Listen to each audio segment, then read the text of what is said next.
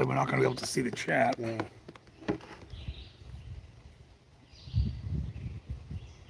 Unless I I'm go. at 10% on it right now. All right, we're live. You can talk for a few minutes. I'll grab my iPad. All right. I'll grab my. Howdy, folks. Tablet. That way, if you want, you can read the chat. Yep. You don't have to. We don't see the chat right now, so can't really interact.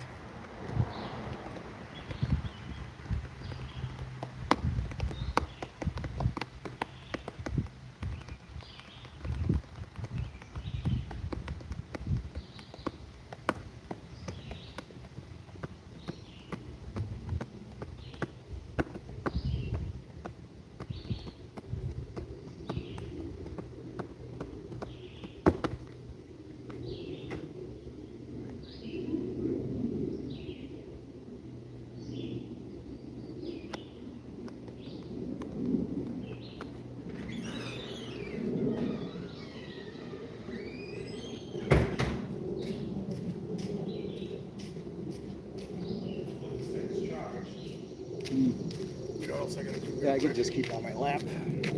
Yeah. Let me just, hello everybody, whoever's here. Let me just kill the,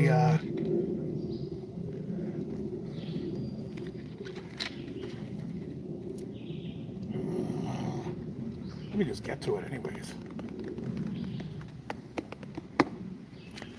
I can do that while I'm sitting here. You know how to use one of these things, don't you?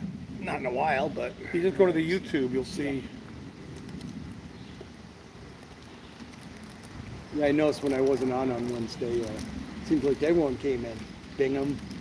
Well, I knew Bingham was coming before you said you weren't. He, because I was talking to him and Ryan, I think his brother had a wedding or something, so Ryan was like doing something on Wednesday, prepping for that. It's still loading. Yeah, just whoever's there, we don't know yet because we're not on yet.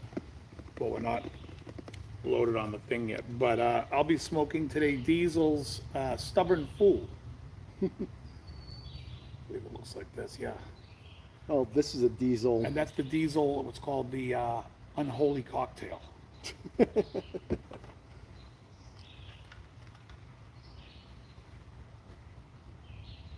Does it usually take this long to load up? Or? Let me see. It might have already loaded, and then yeah.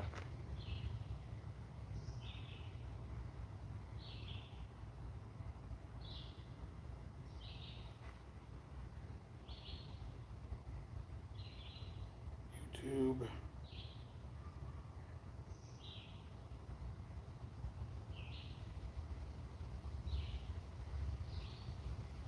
Yeah, it's just slow because it just opened.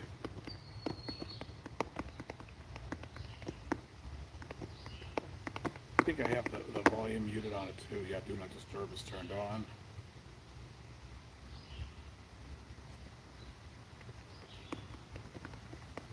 Here we go, we're right here.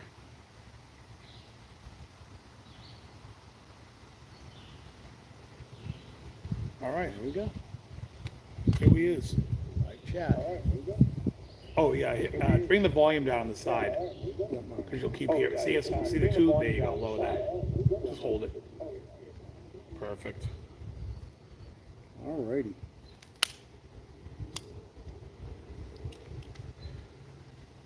So no one in here yet. Oh, okay. The chat's there. How many people in the? It didn't show anyone really. Oh, I saw 2. It says top. Oh, 6. Okay. No one's messaged anything. That's all right. Hello, everybody. 7. It's Memorial Day weekend. Krell's in the neighborhood. We decided to have a cigar. And when was the last time I saw you in person? Probably like around a month and a half ago or Yeah, something. at the Ash, right? The Ash, yeah.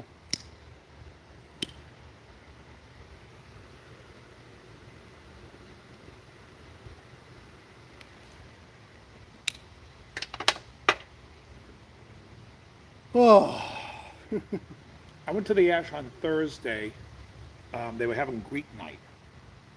Oh, okay. But I popped by there because I had to go stop by to see Jared and drop off some paperwork for Friday. So, but it was cool. It was packed. The busy. It was so packed. Dave DeSantos, him and I went back outside and was smoking outside because it was just so smoky inside.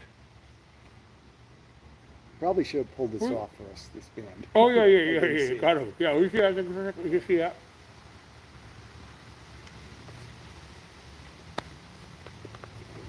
I think we should close it. Okay, look at it. And you tell me what.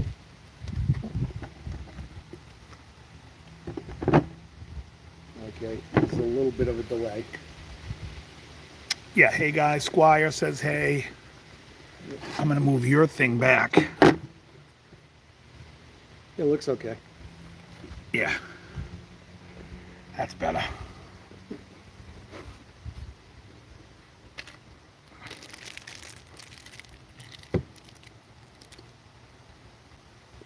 Hey now, Andrew Collins. Hey now. It's a nice so far. Yeah, it's a heavy, but not like a heavy cigar. It's like a strong Yeah. coffee type flavor.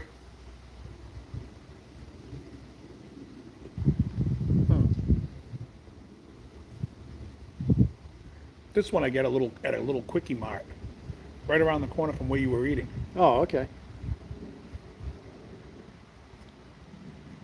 They have like he's got like the cigar thing there and pretty decent selection. This guy I know told me about it. He goes, go into that little quickie mart there. Well, I think it's called Quick Stop, but I always call it a quickie mart because the guy looks like a poo and it says quick in the title, so it's Thank quickie you. mart. Come again. Let's put that bitch on ice. I was listening to this week. I was going to make a comment about it, but there's two albums that sound like they're so Zeppelin based from the early 80s. Which one do you think's better? Billy Squire, Don't Say No, was Zebra's first album. I gotta go with Squire, but I like Zebra too. I do too. But that Zebra, both of them are definitely underappreciated. I think the Squire one, has more hits, so it seems like it's a bigger record. But songs like You Know What I Like, What Do You Want From Me, those were all great songs. 2 Days Gone. Yeah. What else? Nobody Knows is the worst song on the record, but it's still pretty good. The title track, Don't Say No. But then the rest you were all said huge. My Kind of Lover already. No, but those were all the hits. The hits were My Kind of Lover, Lonely as the Night, The Stroke, In the Dark. But the Zebra record had the La La song, which I thought was great. Take Your Fingers From My Hair. Tell Me What You Want. Tell Me What You Want. One More Time. Who's Behind the One Door More was Try. the big one. Who's Behind the Door. It's great. Both are great records. So heavily influenced, and yet it's funny because I feel like the Billy Squires record to me sounds a lot like In the Evening, and the Zebra record reminds me more of the other songs on that album, like that other vibe, Carasalambra and Just One More Time. Yeah, Zebra was a little more heavily produced than the. You think so? Yeah. I thought the Squire album was raw. Like Tell Me What You Want, that soul in there it's pretty heavily affected. Yeah, to me it's more of to me the Zebra record has a rawer sound to me because the drum production that Mac does on Don't Say No is fucking awesome. I mean, it's like one of those things where it's like secretly produced really well, but sounds like a rock album. But Jack Maple says he's smoking something else. Can only guess.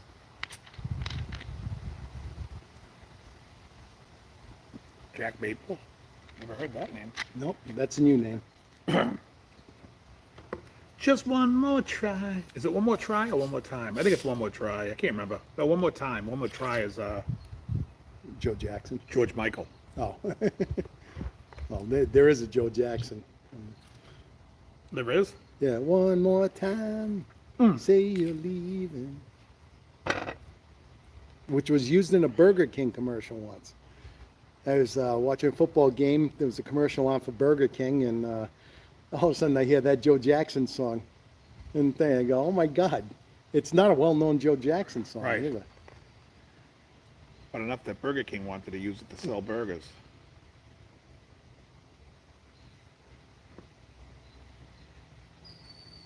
I think these chairs are pretty comfortable. Yeah.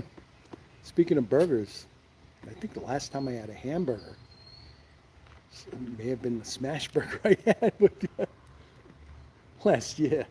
I haven't gone out for a burger in a while. Really, I eat burgers all the time. Yeah, without the bun though. Right, yeah. I actually haven't had a burger. I think it's been a week, but my burger cycle starts tomorrow and Tuesday and Wednesday, Monday and Tuesday this week.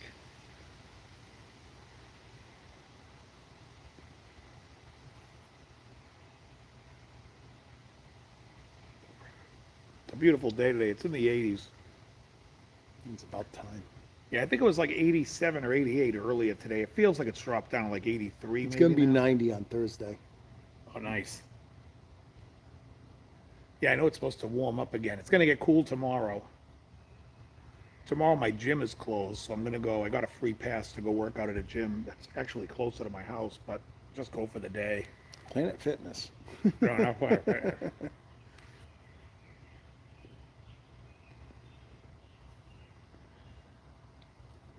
So my buddy Dave, I was with him yesterday. My brother had left the giant rack.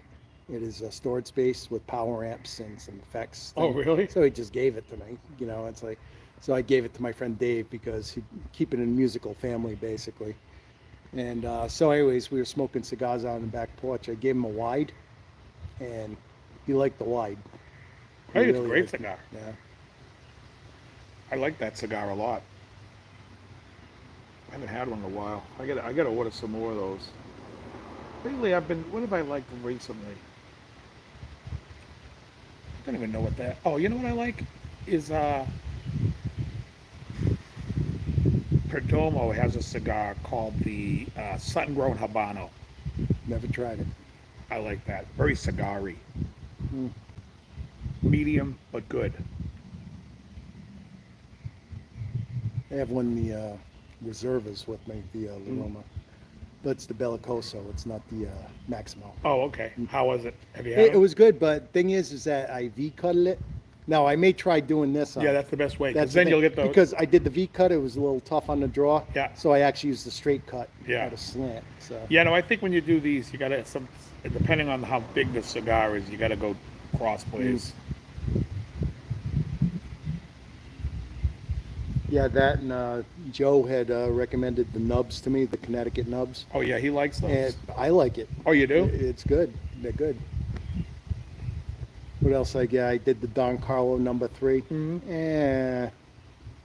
know- Carlo number 3 is a Arturo Fuente. Yeah. Yeah, I'm not a big Fuente. Yeah, I ran that by you. You said out of all of them, that's probably the one you'd prefer. Out Well, of the them, Don but- Carlo, I didn't know it was a Carlo 3. I had Oh. the Don Carlo Anniversary. Oh, okay. That's a nice cigar. Yeah, I mean, it wasn't They're not great. It wasn't bad. It wasn't great, but I'll smoke through those and not get it again. Yeah. It's like you with the Camacho. Painfully going through them. Yeah. I still have factory smokes still. Wow. It's like from my last name. They wouldn't last with me. I smoke like 3 a day. And It's I too already cold, I'll told sit you in my garage. when we were packing up my brother, he had a little case with 3 Cohibas in it, Mhm. Cuban Cohibas, but God knows how long it's been there. Doesn't matter. So it's like, so I put it in a Yeah. Ziploc bag and threw a Huma pack in it. Nice. It's gonna wait like a month. It seemed kind of dry, but the leaf was intact. So maybe we'll do another show and time break those out. Yeah, I got a few Cohibas coming my way right now from the guy from Martini's. Said he ordered a couple of boxes, and he told me he would let me split a box with him. So, And they're the Cohiba Robustos, and those are nice. Good cigar. I mean, they're in a little bit of it's a medium. I tend to like a heavier smoke, but it's a medium, so it's still good though. I forget which one Gary gave me last year. He gave me one of the A Cubans. Cohiba? I don't know if it was a Oh. Cohiba or whatever. It's like, but it was a nice smoke. I mean, Cohiba's not my favorite. They're good. It had a red label. It was kind of dark wrapper with the red Oh, label. it might have been an H. Upman. That's the Oh, best. okay. That's what I like. The H. Upman, or I'm trying to remember because I remember you showed it to me. Mm. I'm trying to think if he gave you a Magnum. Was it a 52 or a 54 ring? It was probably around. Did it have a second band on it? Whatever that was, it flew Some away. weird fucking bug. Yeah, they're everywhere. Oh, just sitting on my friend Dave's porch. I'm getting bombarded with ticks. I mean, I feel something crawling. What the hell? There's a friggin' tick on me. And sure enough, there's another one. What's he, in the woods? Yeah, well, there's woods around us, but something like this, it's like, it's not like there's trees directly Right. over us. But You know, like if this candle goes, it gets most of the flying bugs away from you. it's a citronella. Yeah. Exactly.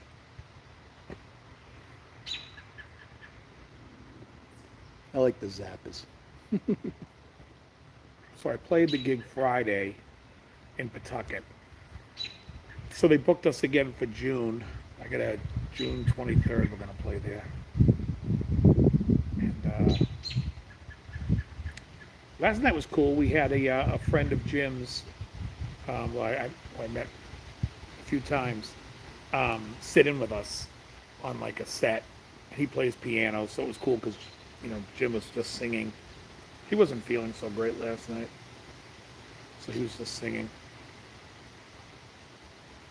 So was it packed at Martini's last Oh, yeah. night? I got to make it up there one of these Once days. it's funny, it empties out about 8 o'clock, 8:30, right when we're setting up, and then once we start playing, it packs right up again, which is great. Now I see there's some motels up there. Yeah. Now I'm trying to figure out which one's the closest. It's like I'm looking. All of them seem like a decent walk away. There's one right on Court Street. Oh, okay, Court Street. You know the name of it? It could be a Holiday Inn, The No-Tell Motel. right? Motel Hell. Yeah, I knew that one was coming. Nancy Parsons will greet you there with her And pigtails. Rory and her, Calhoun. oh, you and- Rory Calhoun. Well, takes all kind of critters to make Farmer Vince's fritters. The best. Yeah, those are unintentionally good movies. It's like it was such low budget, Oh, just yeah. crap movies, but they're just hilariously good. And Nancy Parsons is hilarious in it. Yeah. Yeah, she has the pigtails and stuff. Yeah, gave me a giant soft on. She is awful. But in real life, she was a really nice person, from what I heard. I'm sure she was. And John Ratzenberger was in there too. He was the Cliff one who got Clavin. killed, didn't he? Yeah, he's one of the guys in the band in the bus. Yeah. He got buried up to his neck and his vocal cords cut.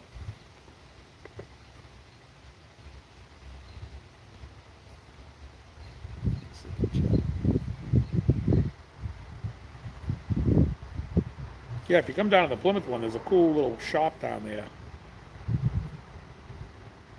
The Music Box, that he has a ton of pedals. He has an online shop called the Pedal Shop. Squire says, looks like an awesome day there and great setting. Yeah, it is an awesome day. Yeah. Long time coming. It's been we've been toying with good weather. I would like to have this weather last week when I took the day off to go to the beach. Oh, yeah. It was like around in 60. I got there, it was high 50s and it was low 60s. Wind was going, so it wasn't really that great. Anything in the 60s and up, I'm okay. But obviously yesterday was 80. Today's like 87. I'll take today. Haven't put the AC in yet, but I think I will this week.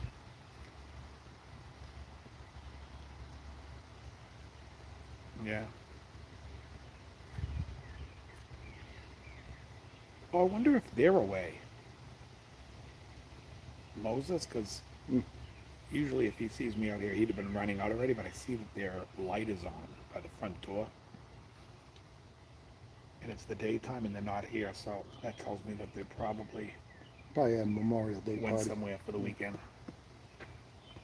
Got lucky.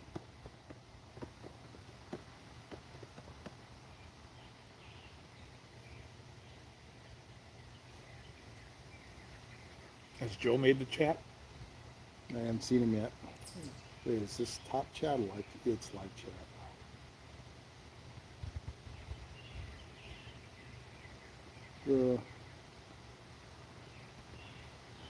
Does that say DD Files? Hey, DD Files. Yeah. Is that a new name? No, he comes in the Yeah, chat. okay. Been around a Any while. relation to the Y Files? Did you watch the one last Thursday, was it? Which The one? crop circle one? Yeah, yeah. Too fucking long. I fell asleep during it last night. Watched the rest of it this I morning. fell asleep watching it too. Hecklefish has been on point though. Oh yeah. I like when it goes into sheep mode. Yeah, yeah. Yeah. It's a funny show.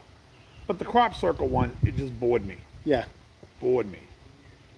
I didn't know where he was going with it because it was a couple angles he was going at, you know, getting down to like what the grass looked like.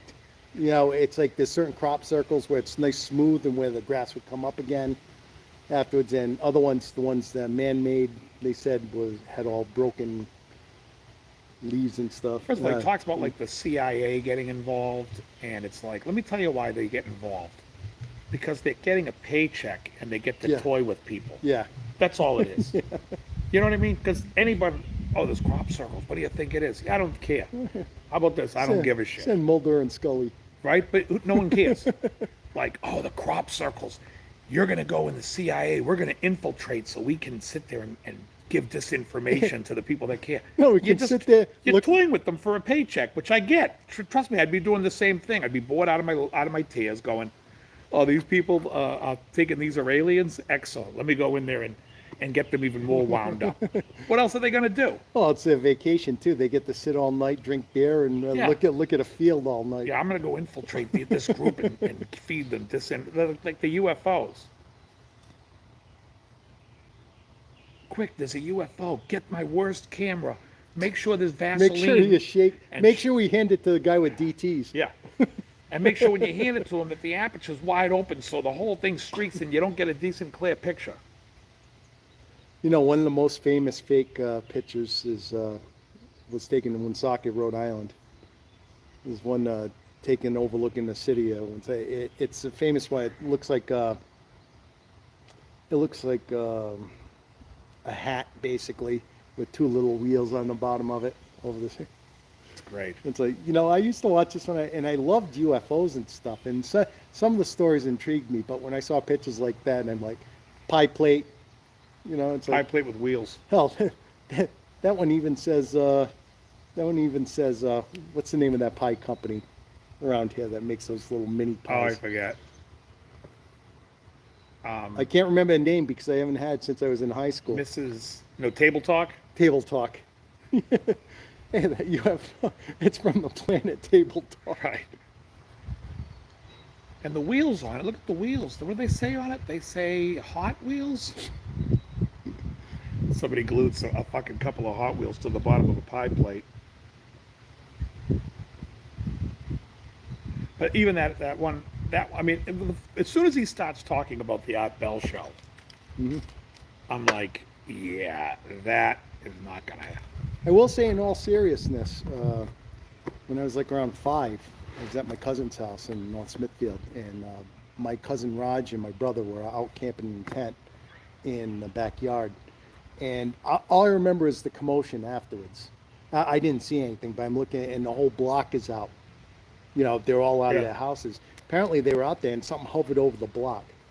So now, you know, memories can be affected. You know, who knows? Maybe it was just a very low-flying aircraft. I have no idea. Well, it could be wasn't- many things. And one of the things that we do is we test our own fucking spy planes and Yeah. shit. They could see anything, but it doesn't mean that it's from. Just because it's unidentified doesn't mean it comes from a. Jerry Davlin, hello. Welcome, Martin Taylor. welcome, Martin Taylor. Martin Taylor, 33. Just Martin Taylor. He said, never understood why autocrat coffee syrup didn't become a nationwide phenomenon. It's a Rhode Island thing. Oh yeah. It wasn't Autocrat, it was Eclipse to start off, then Autocrat bought them. But the very confusing thing is that you go to Rhode Island and you can get both Autocrat and Eclipse, but I think it's all made by Autocrat. But is it a different blend? I have no idea. I don't drink coffee syrup. My favorite coffee's out of Rhode Island, though. Yeah, down east. Yeah, I love that. Yeah, just And they also have coffee milk. That's a Rhode Island thing, too, Yep. right? Coffee milk. coffee ice cream, coffee milk. Well, coffee ice cream you can get anywhere. They make a coffee stout too. The Narragansett, I think, makes one. Narragansett used to make Heffenreffers. Oh, they made Heffenreffer? Well, wasn't it made at Narragansett? Well, I remember it was a popular beer. I can't remember if that Oh, was yeah, I think part of it. Narragansett was the maker.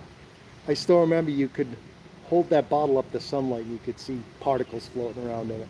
Then you knew you were really cocked off them when you couldn't decipher those rebus puzzles on the caps. Those puzzles remind me. You ever watch the show Classic Concentration?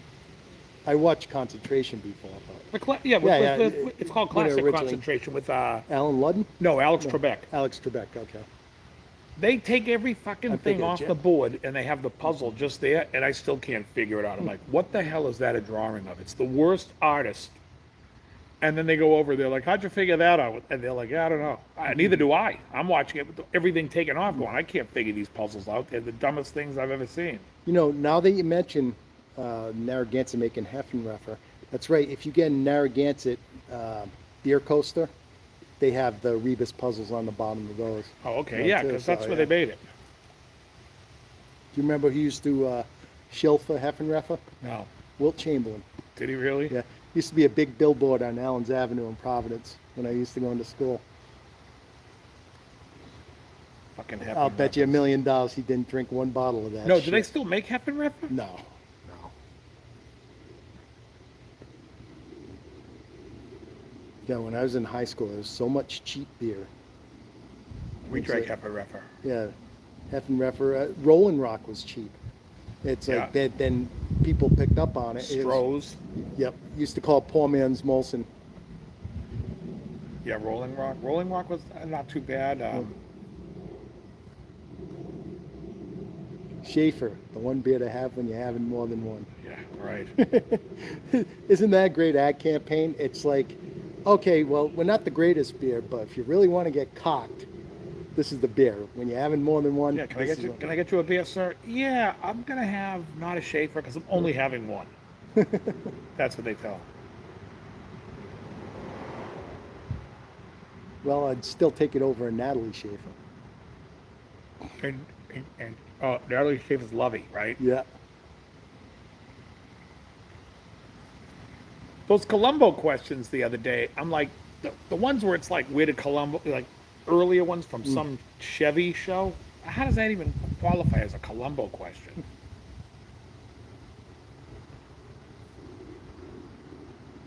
So I did side load a Tubi onto my Fire Stick, ad-free version. Oh, really? Yeah, so it's What did they charge for that? nothing. It's like it's out in the ethos, basically. I think someone took the Tubi program that had some sort of program into it to block the ads. Yeah, well, that's good.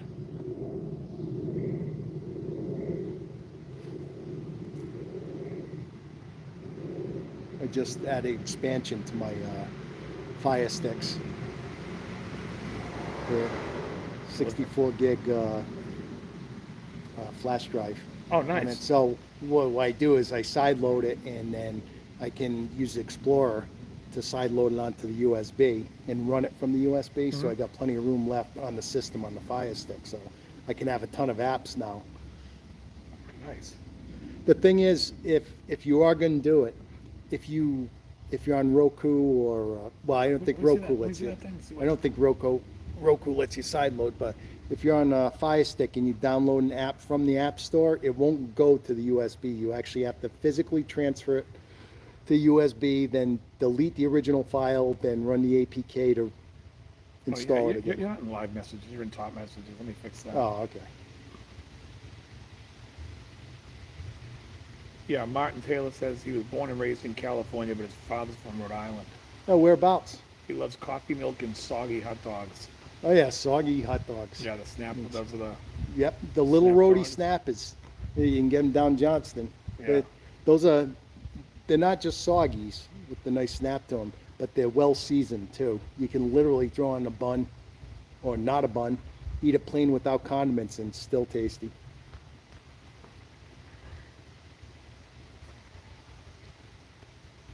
Gary Davlin.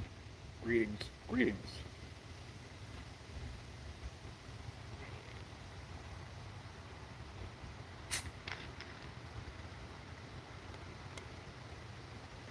Yeah, not much chat, not much chit-chat going on in the chat. But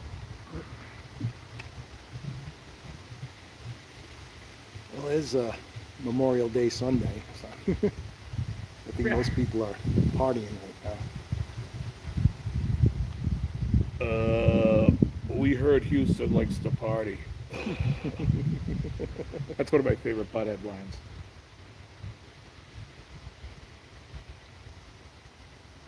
How do you like that cigar? It's good. Yeah, I think it's good too. Actually started off strong, but it's kind of mellows out. Is it?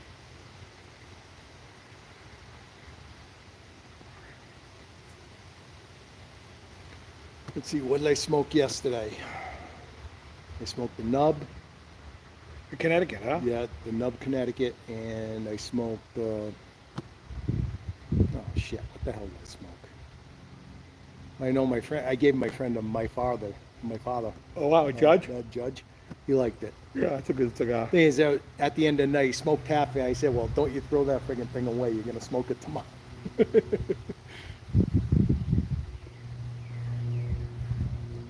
Yeah, yesterday I had that Perdomo. I had a Charter Oak Connecticut. I like to smoke like in the mornings. I'll smoke a Connecticut with a coffee. I didn't do that today though, Mm. because I went out, got my oil changed, did a bunch of errands. I had to run all over creation, and then I remember what I had. I had a Laroma, Reserva. Rothschild. Yeah, Oh, just the regular Laroma. just regular Laroma.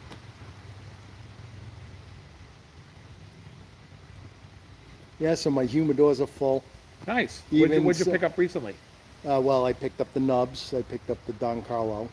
I picked up the reservists, and I picked up the judges.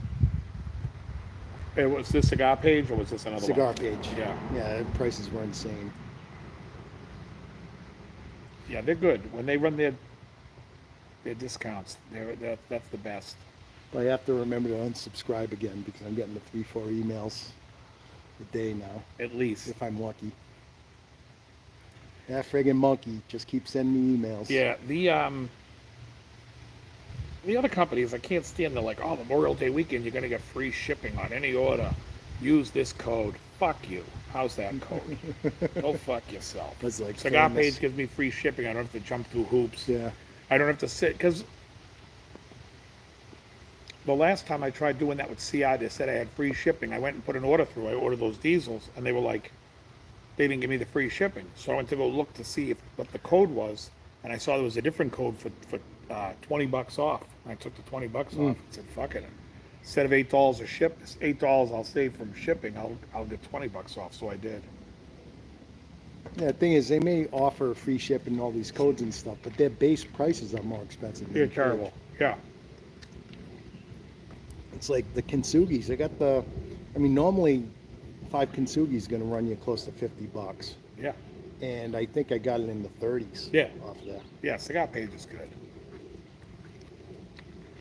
Oh, the nubs. I told you about that. I got 20 of them for $64 Oh, that's a good price. or something like that. And the thing is if you got the box It's more. of 24, it was $160. Yeah, or because they're so. selling you a sealed Yeah. box as opposed to selling you the open box.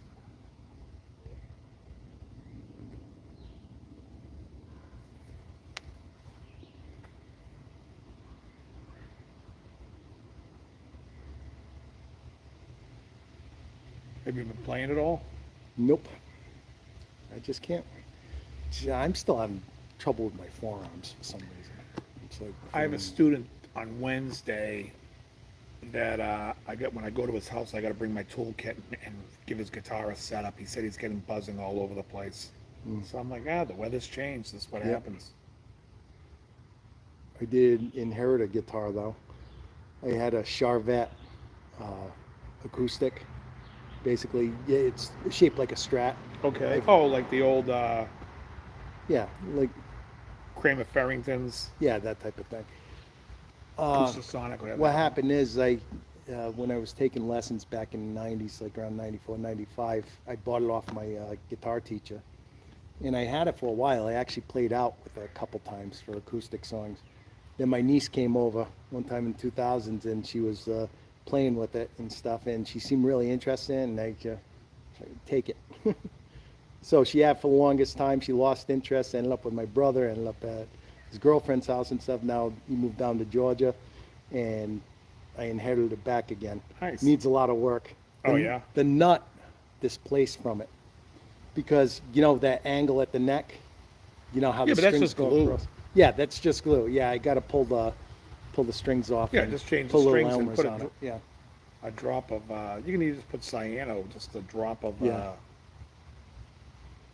crazy glue. Yeah. You don't need anything that harsh, though. If you ever want to pull the nut out again. You just use a drop and you can just tap it out any time. But yeah, I noticed when it was off to the side, I said, well, just slide it back, see what happens. But because slid the back. string pull, Yeah. it's like on a Charvel headstock. Great design. Yeah. So it's got like a hockey stick headstock of the shark fin. It has the shark fin.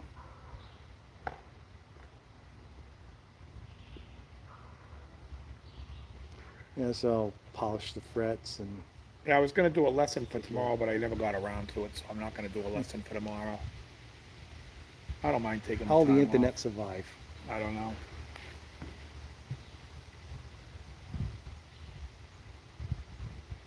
I have so many lessons on there now, though. It's crazy.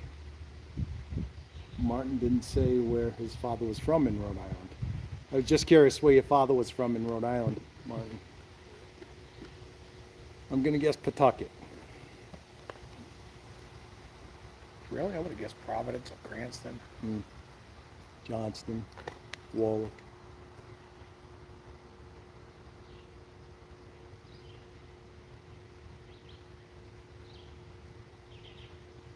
Oh, no, they got lights on in the house. Yeah, but they could be on timer. Yeah, that front light is on. I don't see that front light on much.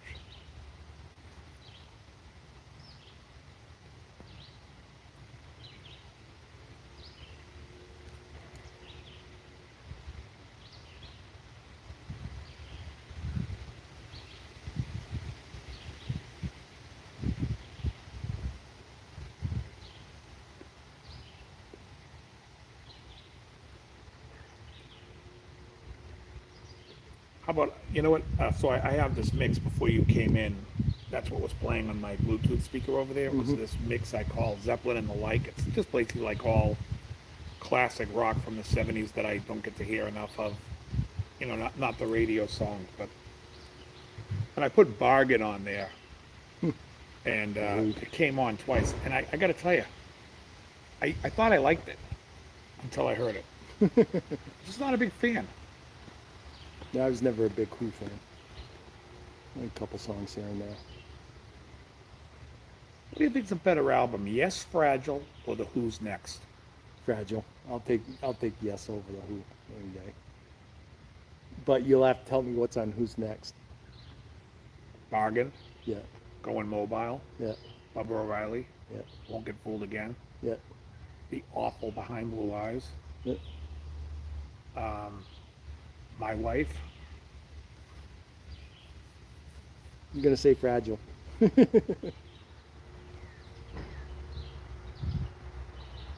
Yeah, I was like, there's probably more songs on the Who album that are like more recognizable to people. And Fragile probably has 4 or 5 just really stellar songs. Well, I on thought that Going album. Mobile was a dumb song. I know I may catch a lot of hate for saying that. What's the song? Oh, Pure and Easy was the solo song he did. What is that in the section of, though? It's like an extension of one of the songs. Pure and Easy. Oh, the song is over. I don't know what album that's on. That could be.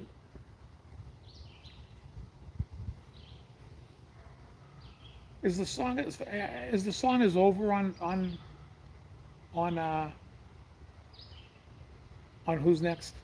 You're asking the wrong person. No, I'm saying if anyone knows in the Oh, yeah. chat.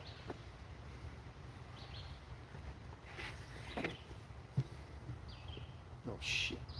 Well, I hit something. I'm okay.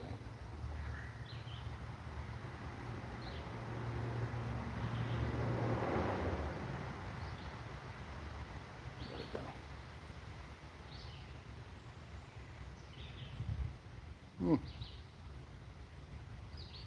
Still no responses in the chat yet. Art and Taylor still has the last message. how many are there? 9? 7. Yeah. We're bringing them in.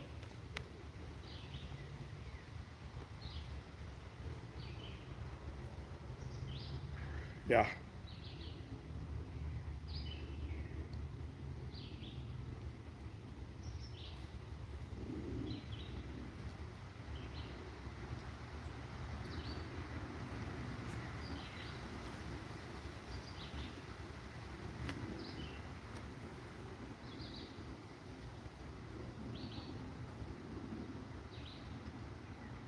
Dawn at White Ash posted that they got some some limited Alec Bradley. So I was like, I'll go try it. I don't care. I went down there. It's $35 for a cigar. I'm like, I'm not smoking a $35 cigar.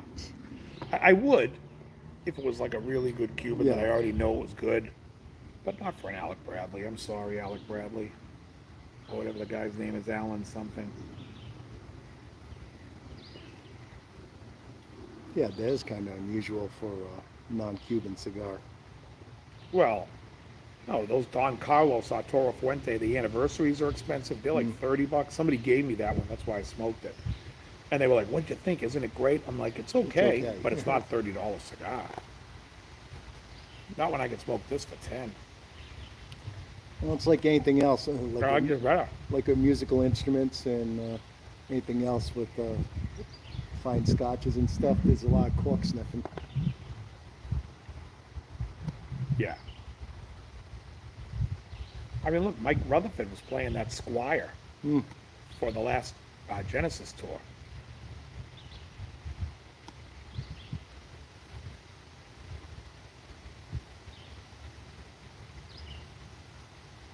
Oh, was it a Japanese squire? Or? No, he was buying like the $100 Squire. Really? Yeah. Wow. Yeah. Well, because I will say the $100 squires are kind of, well, I'm sure he had it set up perfectly. Check, yeah.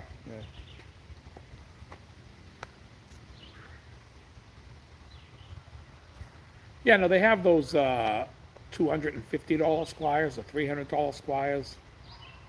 Mm-hmm. Those actually are really good guitars. Yeah, I've got a couple. I've got the vintage modified. I have the Squire Deluxe. Each one I got for $200. There was a guy, used to be this Russian guy, used to come into West LA Music, and he brought a Strat in one day. And he's like, and the guy had handwriting all like with a Sharpie all over the pickguard, like what was what's in what, like in code. So I'm like, what's this? He goes, just play it. Tell me what you think. So I played it. I said, not bad. It plays okay. I go, these pickups aren't that great. I go, but this pickup's excellent, whatever this pickup is. And he goes, that's why I was showing you the guitar. It was he pulled it out of a Squire. Oh, really? I was like, it's a great pickup. Like, yeah, I mean, anyone can wind a single coil and get lucky with a Rick. It was a great one. Well, you know, around 2000 to 2003, I know in 2000, I think it was when they first started making them in Indonesia. Yeah. The Squire Standards. And what they do correct me if I'm wrong, what they do when Fender farms this out to like these companies, that first run, they're trying to impress the hell out of Fender. So they have a really good run of guitars, that first one. I had one of those. Yeah. It had El Nico I believe pickups. that. It played like a Strat Yeah. in there. I ended up giving that to my step-grandson.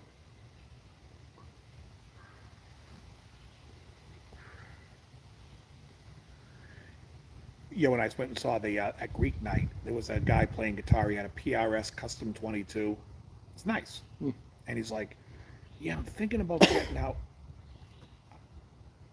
I had no idea what he was playing through. I was outside. He came out and sat and started talking to me. And then I said, he was asking me about a three. He goes, "I want to get like that the hollow body, like the kind that that BB King plays." I said, "Well, he plays a 355. It's a semi-hollow and it doesn't have F holes. But if you buy the 355, you can get it with the F holes." It's a 355? Yeah. Not 335. No, it's 355. It's like a Les Paul Custom. It's got the ebony fingerboard and the square inlays as opposed to the. Yeah, so like a 335, you know what that looks like. Yep. And they went to the little small rectangles in 63. Yeah. They went to that stuff. But a 345 has the split in all the Yeah. and it has split trapezoids. split traps, and it has the Veritone knob. It's a stereo guitar. And then the 355, I think you can get it with or without the Veritone knob. They get it both ways, but it's basically like the Les Paul Custom version of a 335. It's got the ebony fingerboard, the block inlays, gold hardware, but I think you can get it with chrome hardware as well. But anyway, so then he was saying, I said, someone brought up Keith Richards. I said, yeah, I think he has one. And then someone's like, no, he has a Gretsch. I'm like, oh, he has both. But he definitely plays a 355. And Alex Lifeson had a 355. Is that the white one? Mm-hmm. Yep. But I was like, why do you want to get that? He's like, I think it would be better for like the kind of music I'm doing. I'm like, they're both humbucker guitars. Yeah. It's gonna sound the fucking same. Then I went and listened to the band play, and he plays a line 6. He was playing like a spider, like a bigger spider, and on clean. And all he was playing was like a bouncy C, like it like was the most atonal tone I would ever. It didn't have any sound at all. Oh yeah, well, Spider's not really. No, but I'm like, what? I'm like, you need a 335, a 355 now to get a better sound than this? Yeah, how about just get a fucking amp? Yeah. Shit, get a Katana. That'll be an upgrade. Or dial in your amp. I mean, it was like the most basic. I mean, I didn't understand. I was trying to rack my head around it when he was playing. I'm like, I don't understand what this guy thinks a 355 is going to do to his sound. Yeah, it's true because I did have a Spider valve once, and the clean sound was actually pretty good on it. I'm not a fan of the distortion sound. There's like this digital artifact to it. It's like the Spider valve was that was the Bogner one, right? Yep. Bogner got involved with them, or was that after that? No, Spider valve was with Bogner. It was okay. What I did is I had gotten the head used. Yeah. And I ended up trading that for something. I mean, I think in all those amps, you can dial them in to sound decent. But this guy clearly did not want to spend the time with his amp because it was just the most clean, nothing, no, it was just, and he's playing like just a C chord, like as Chet Atkinsy as the 1940s. Without, actually, I shouldn't say that because Chet had a much better tone. Yeah, but like I said, but I was like, what is a 355 going to do for you other than set you back $4,000? Yeah, those distortions on line 6 though, it's like. I mean, it sounds playing. Fine, but there's that little sizzle at the end or something like that. It just sounds like aluminum foil. Yeah, it also has to do with the fact it's going into that shitty speaker in that crappy cabinet. But you know, I was like, well, line 6 cabs actually had Celestians in it. Oh, you know what I'm talking about? He was just playing the little box. Yeah. And the other thing was he was saying how much he loved his PRS and he loved the tone. So I'm like, well, if you love the tone, what do you? It just didn't make any sense to me because I always hated PRS's pickups. I can't really tell you what PRS pickups. All I know is the one that they put in the Santana that I had. Oh yeah. Were awful. Yeah. No, they're not good. They were microphonic and stuff. So I tore that out. I put Well, we used to be a PRS dealer, and I was like, anytime I picked up one of their guitars and played it, one of the guitars I liked that they made was the blind guy, the heavy set blind guy. What's his name? Oh, Johnny. Johnny Sightless. You know, he's a heavy set guy, but he can barely see. Johnny Highland. Johnny Highland. They made a Johnny Highland model with the maple neck. Yeah. That was nice. Oh yeah, he goes from guitar brands, like yeah, I mean like he's with Kiesel now. Yeah. He's like For Joe, now. he's like Joe Walsh. Whoever wants to give him a guitar, if he's bored with his guitar, he'll take it and say it's the greatest thing that's ever been since sliced bread. What's that thing Joe Walsh says? Double coil. Humbucking pickups.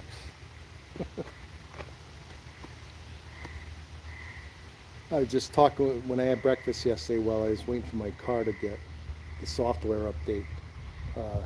He was a guitar player. He's like 73 years old. He plays an acoustic trio. He was talking about in the 70s he saw James Gang That must have been great. live. Yeah, he said it was fucking loud. Yeah, and I don't care what Joe Walsh is playing. Every record I've ever heard of Joe Walsh, it sounds like Joe Walsh. Yep. I couldn't tell you what he was playing. And on that live, where he's playing Hotel California live, where Felder looks like a mountain man in that one. He's got the big flannel shirt and the beard. And he's playing a telly on that. Sounds fantastic. Oh, that live one. Yeah. Felder's playing the double neck. Yeah. Yeah. But he sounds Joe Walsh's tone sounds fantastic with that telly. But all that James Gang stuff, I think, was that Les Paul, right? Yeah. I think he played a hollow body too back in the day. Yeah, there's no way you could listen to those frogs now.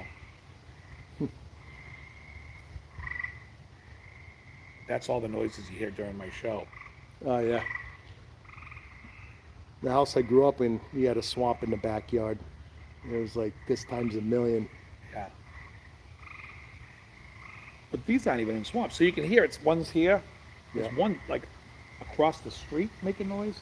They're like talking to each other. It's like, guys, get closer, will you?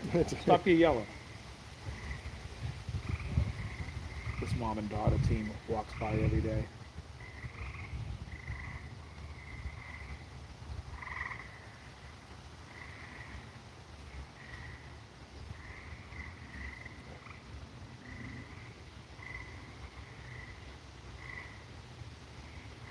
So yeah, that Chinese place you recommended to me, the one we went to last year. Gourmet Garden. Yeah, very good. Yeah, I me and was your gonna brother go to Bamboo, but that's a little north and west of here, so Yeah, Bamboo's just in Dedham. yeah. But they got really good ratings online. I'd like to try that sometime. Yeah, I went there years ago. I can't remember if I don't think it was that. I mean, I never went back, so.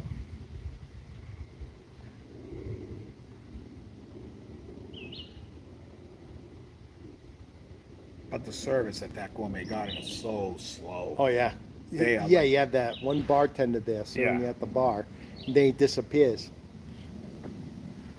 What's his name? Bob. Are you Neil and Bob? Is that what you do? Yeah. That was Dice Clay, wasn't it?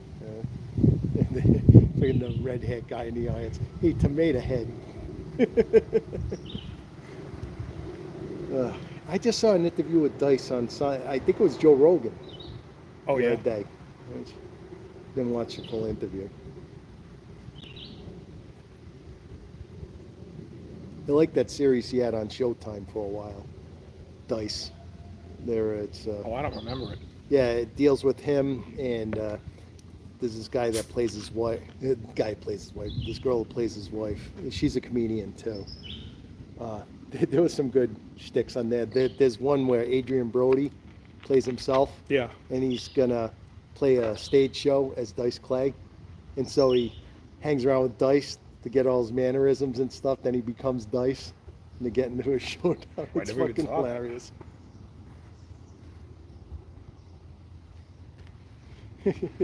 They're looking at each Well, that other. looks like there's some chatter. Oh yeah. Oh, Joe's here. Oh, hey, Joe. He smoked his last nub last night. Ah. Saved the strongest for last.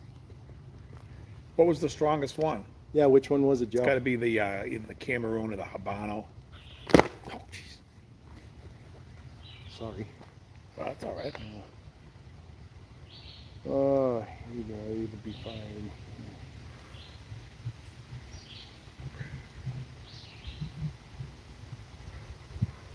She's expecting to make $1 billion. Oh, well, you're talking about Taylor Swift on here? What happened? Andrew Collins says she's expecting to make $1 billion on this tour. I suppose they're talking about Swift. Yeah, Taylor Swift. No, it's people like Taylor Swift that's keeping the guitar market going. Acoustic guitars, anyway.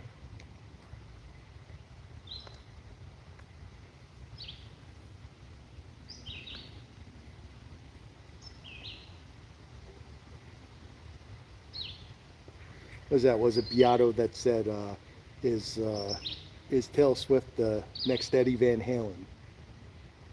Someone did something like that, but they were just talking about influence. Right. Well, definitely for little girls. Yeah, exactly. You know.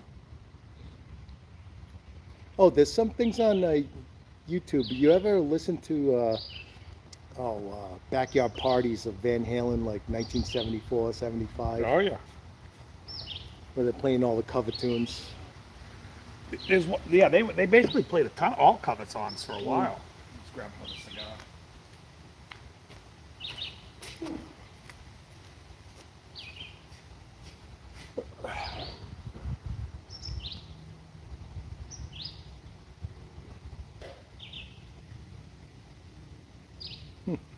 Joe says that cigar he had, he's not sure what it was, but it was dark and a little stale.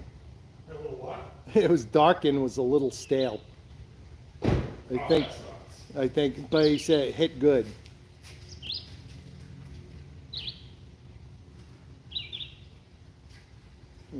It's day 2 or 3 of just him and Mikey, and he's putting them to the test.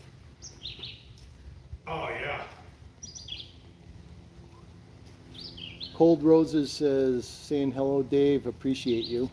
Who said that? Cold Roses. Oh, thanks, Cold Roses. I appreciate that.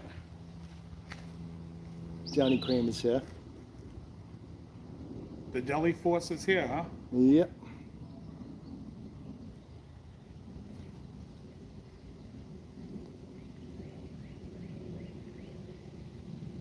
We originally started with Andrew Collins saying, how'd you like to be a guitar player in the Taylor Swift tour? One tour and you could retire. I doubt that.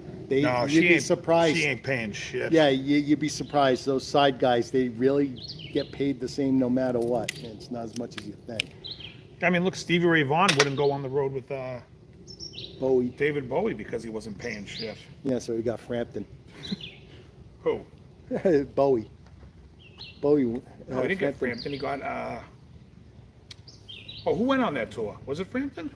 Well, I know Frampton. Oh, I think Frampton went on the album after that. No, this tour was, The Glass Spider tour was Frampton. I forget, did he get Reeves Gabrels? Was that who he got? Oh, he got him for Tin Machine first. And then Oh, no, I thought he may have got him. gotten He got Reeves him when he after. offered. What's his name? Turned him down. Adrian Belew turned him down.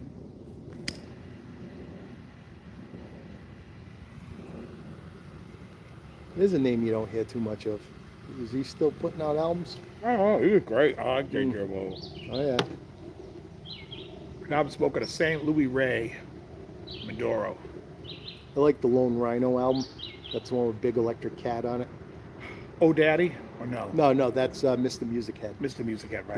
That's the one with Oh Daddy and One of These Days. And, What's the album with Pretty Pink Rose? Ooh. I'd have to look. Because that's him and Bowie on that.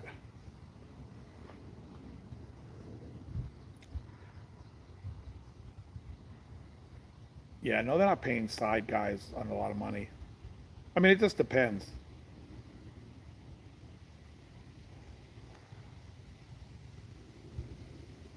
I mean, how much do you think Rihanna was paying Nuno? Well, I'm sure he was getting paid well, I mean, they're probably getting like $3 to $5 grand a week. which isn't too shabby. Yeah. And it's what, $250,000 a year. Well, I mean, if it's a full year.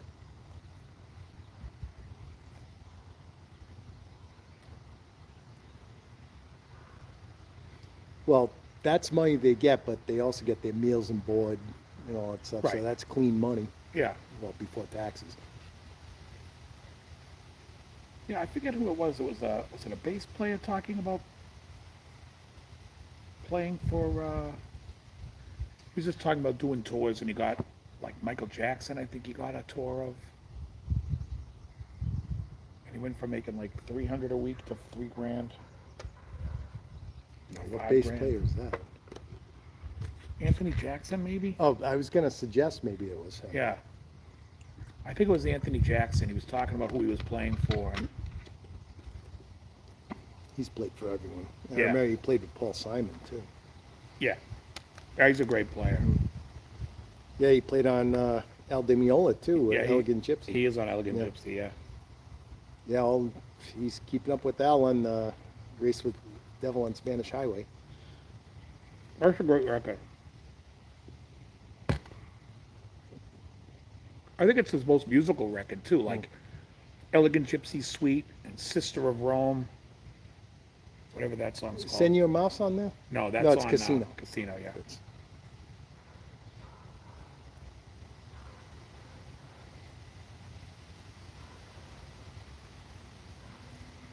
You ever see Al Di Meola live? No.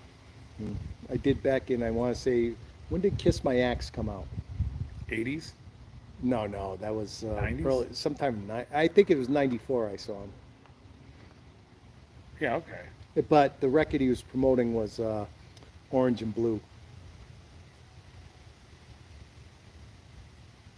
He also had played the ugliest PRS I've ever seen. Oh, that multicolored. Oh, awful looking. I tell you, he has a great hair system. Yeah. It's like 78, and if you look at him, it looks natural. It's actually a good hair system. It's better than that one he had that he slicked back, and it looked like a it looked like a candy coating shell on his head. That's awful.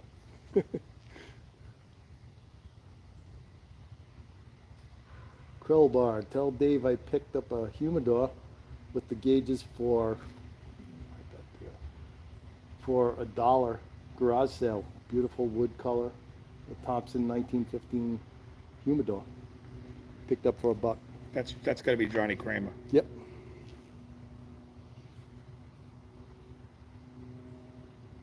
Daniel J. Wright Sr. says, hi, Dave and Krelbar, everyone. Welcome. Welcome. Willkommen.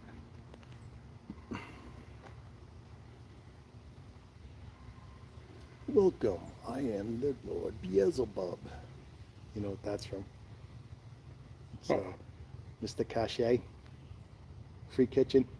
What is it? Oh, Free Kitchen. Yeah. Matthias Yeah. Eklund. I got turned on to all that shit back in 2003. I knew who Matthias E. Eklund was. Oh my God, he's phenomenal. It's like, it sounds like he's using a whammy pedal, but no, he's nailing all these fucking harmonics and manipulating them Yeah. all over the place. And he's singing at the same time. I never heard of him till he played somewhere. He was playing at a booth at the NAMM show. And a buddy of mine came up to me and goes, you ever hear of this guy? And I said, no. And he goes, you gotta look him up. So then I did. I downloaded some Free Kitchen shit.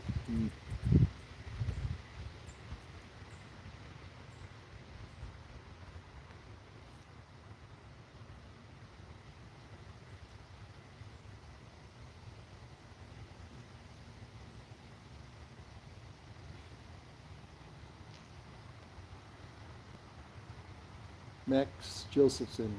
Hey Dave, sup, Krelbar. Hey Max. What's up, Max? My name is Max. That's Mrs. Miss H. H, She's gorgeous. That's Mr. H. He's a murderer.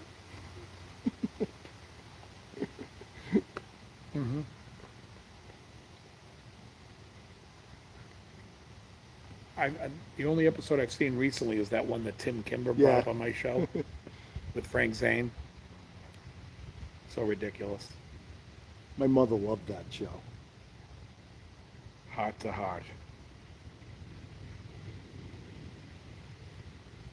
Lionel Stander.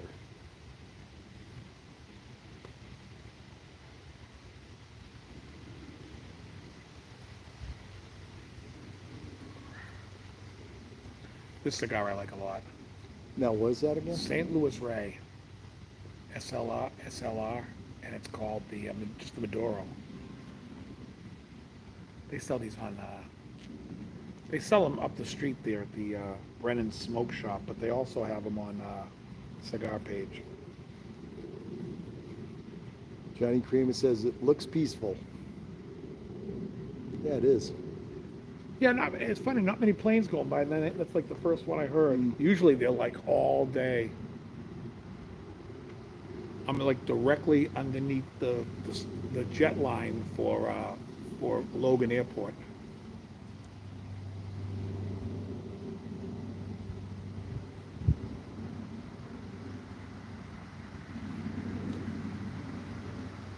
Yeah, it's nice out today. Nice breeze now.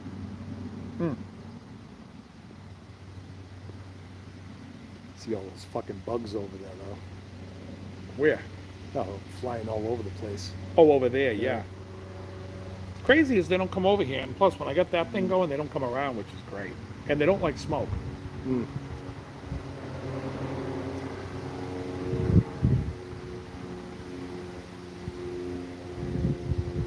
That sounds like a little plane.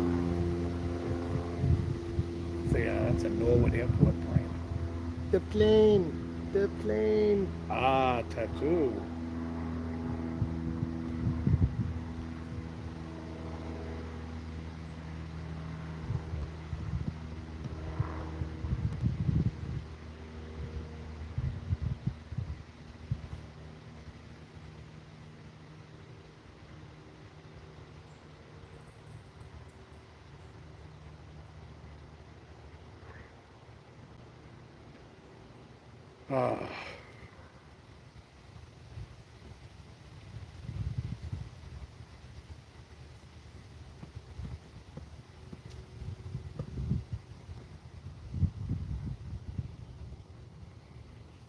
I'm gonna do a lot of cleaning up tomorrow at the apartment because I got a lot of stuff there that got handed me down from my brother.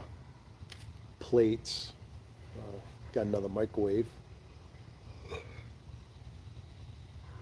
He got there okay, yeah? Yep. Though a little later than he thought. He wanted to drive on through the night, but I think it was a little too ambitious. He was supposed to leave at 8 o'clock on Thursday, and he got out of there like 11:30.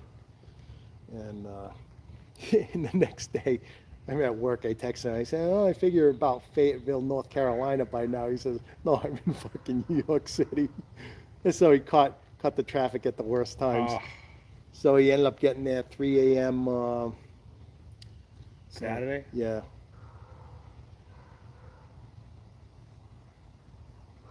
It's a big move. Oh, yeah.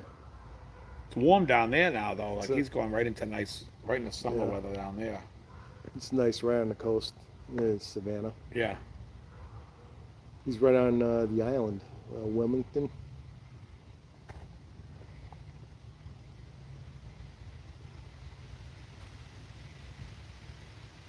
But I told him, I said, just remember, hurricanes are different down there. If you get the evacuation notice, get the fuck off the island. Yeah.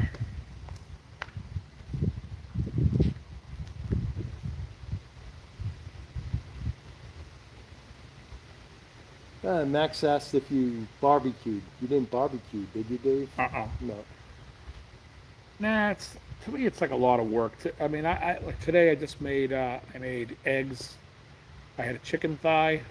I had a steak with butter, bacon, slice of my carnivore Steak. cheesecake. Let's sit up a little. That was it. Yeah, so part of my hand-me-downs I got 2 racks of ribs from my brother out of the freezer. I'm going to be able to make. Now, when you make Oh, them... I got ribs in my... What time is it? I got to take my ribs Oh, ribs okay. out of the It is... oven at 6:30. Probably 5. Well, yeah, short ribs. I know, baby back. Oh, okay. Well, now that you cooked it's 6:13. I was watching a Pitmaster on YouTube, and I got a picture on my phone once it's charged up. I can show you. I made them in my oven, and he says a lot of people say low and slow. He says, hell no, 350 for 2 hours, right? He said, check it around like 20 minutes before, make sure. And I did that. And I mean, it still comes off the bone. I mean, it's not falling apart, Right. but it's still nice and soft. Oh, coming right, off but the I'm bone. not eating them that way. Well, first of all, I make these so my mom can eat them. Oh, And- okay. And it's not on the bone. I'm not trying to make it so it's firm on the bone. I just Yeah. want it to be like just the Oh, meat it's not, and it's fat. not, it's not that firm on the bone. Right. No, it's like, but the cool thing is, No, when I you- know, but it gets the crispy. yeah, Yeah, no, exactly. You get the that's bark on right, it. which you don't Yeah. get from low and slow. But I tell you, quite honestly, now I haven't been to a lot of great rib places. Like I've never had actual barbecue, down south or anything. Oh, really? But those ribs I made in the oven were the best ribs I ever had. Yeah, probably. Anywhere. Yeah. I mean, okay, it didn't to make up for the I smoke. had ribs in Memphis. I wasn't impressed. To make up for the smoke, I use in my rub. I use smoked paprika. Oh, okay. Now you're gonna have Myron Mixon saying, "Oh, you don't have the smoke ring." Yeah. I used to watch that. That's a bunch I of like- cork sniffery too. Oh, yeah. The All these things about they get into arguments about when you put a brisket in the smoker, put the fat on top, no on the bottom. If it's on top, the fat runs into the meat. If it doesn't make a fucking difference. meanwhile, the thing just sits in. Yeah, I mean, that show. The worst show is Chopped. Oh Jesus! Because those chefs have such a fucking air of just cuntery. And it's like, you didn't elevate the shards of glass. Oh, I'm sorry. You gave me shards of glass as a fucking ingredient. What the fuck was I supposed to do with it? You know what I mean? Yeah. They're like, the meat tastes good, but I don't really taste the whatever shitbag ingredient they gave them. I'm not tasting the yodels. Is it good or is it not? Right. It's Is it a decent meal? Well, who's the biggest asshole on there is that Scott Conant.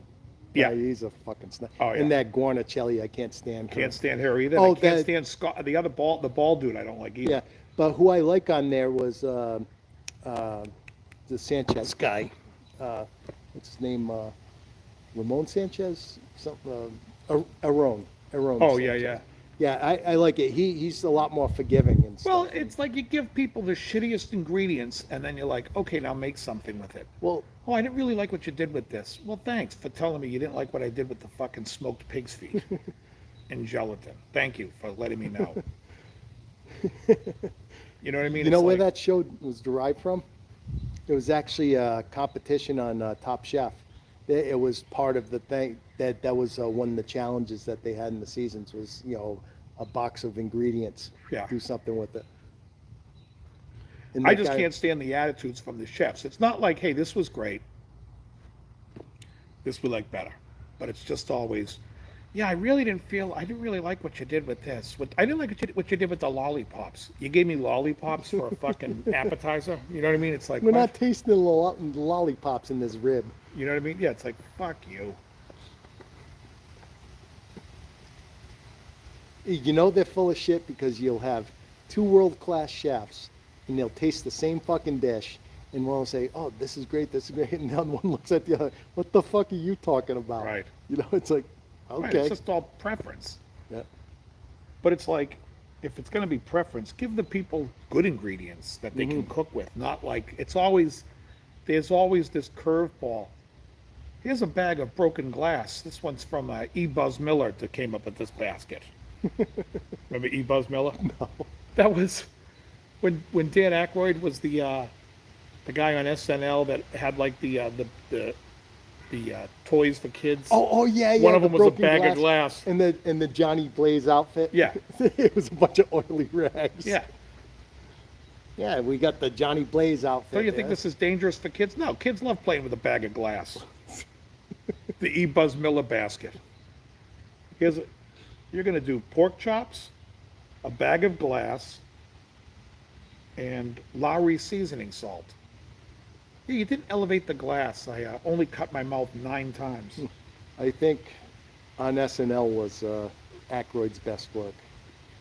I think, I mean, in supportive roles in movies, I liked him, but he couldn't really carry a movie himself It's I will just refer to Caddyshack 2 as to how Yeah. terrible he is. yeah. He's terrible. And they bring in Jackie Mason instead Terrible. of the Rodney character.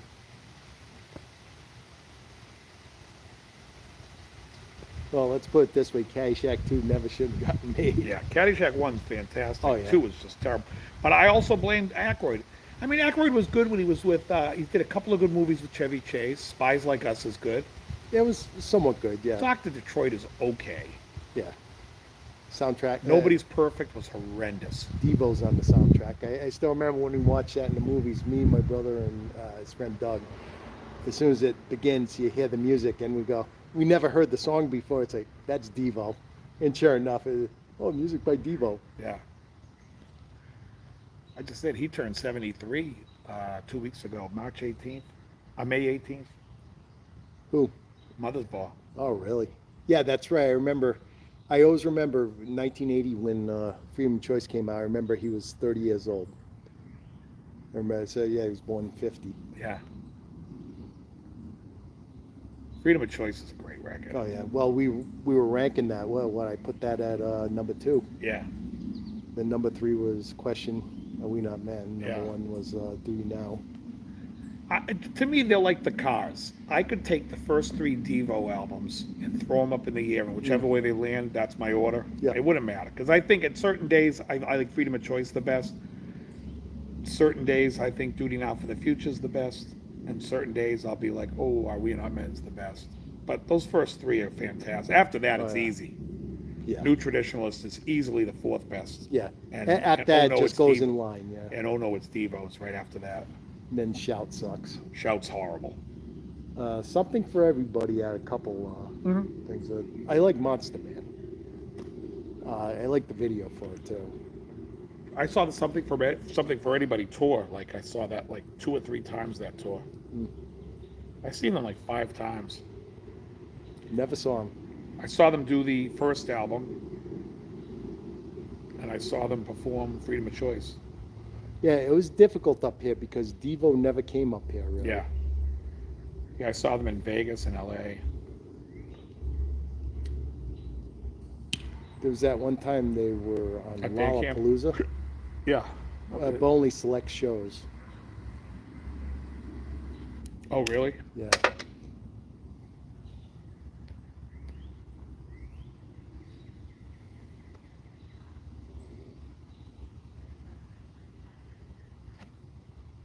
How you doing today? Good, how are you? Good, thank you.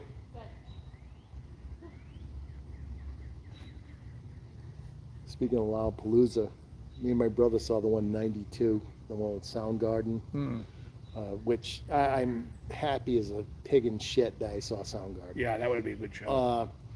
Chili Peppers were there. I had seen them before. I had seen them numerous times in the '80s at the Living Room, and I had just seen them a year before at the Rocky Point Palladium. It was them, Pearl Jam, who suck, and Smashing Pumpkins, who I like a couple songs. I always like Cheryl Brock.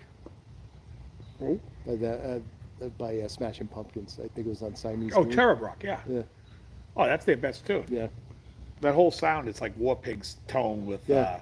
yeah. And he even used that dissonant thing like in War Pigs. Well, not I don't think it's dissonant. It's that major third of that. Yeah. When that thing. Da-da-da, yeah.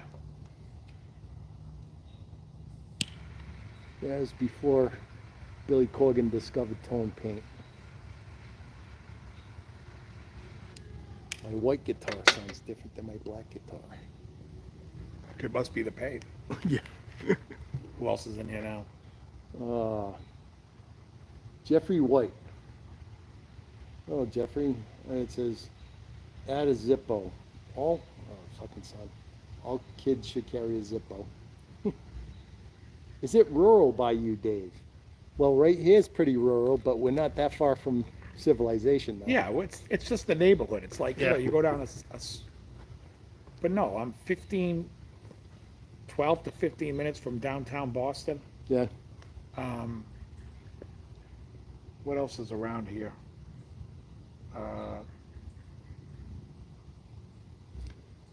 Yeah, and It's actually one of the most, like as far as suburbs go, one of the most central suburbs because I can get to Providence in 30 minutes just taking back, Yeah.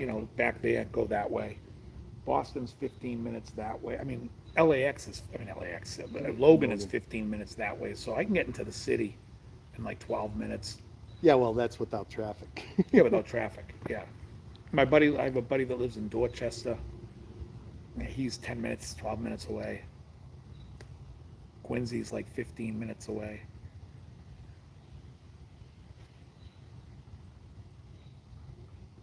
You get the benefits of Boston without being in Boston.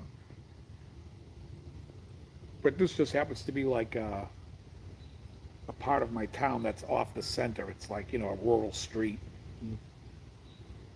It's not that bad coming up here for me. It's like 50 minutes. Yeah.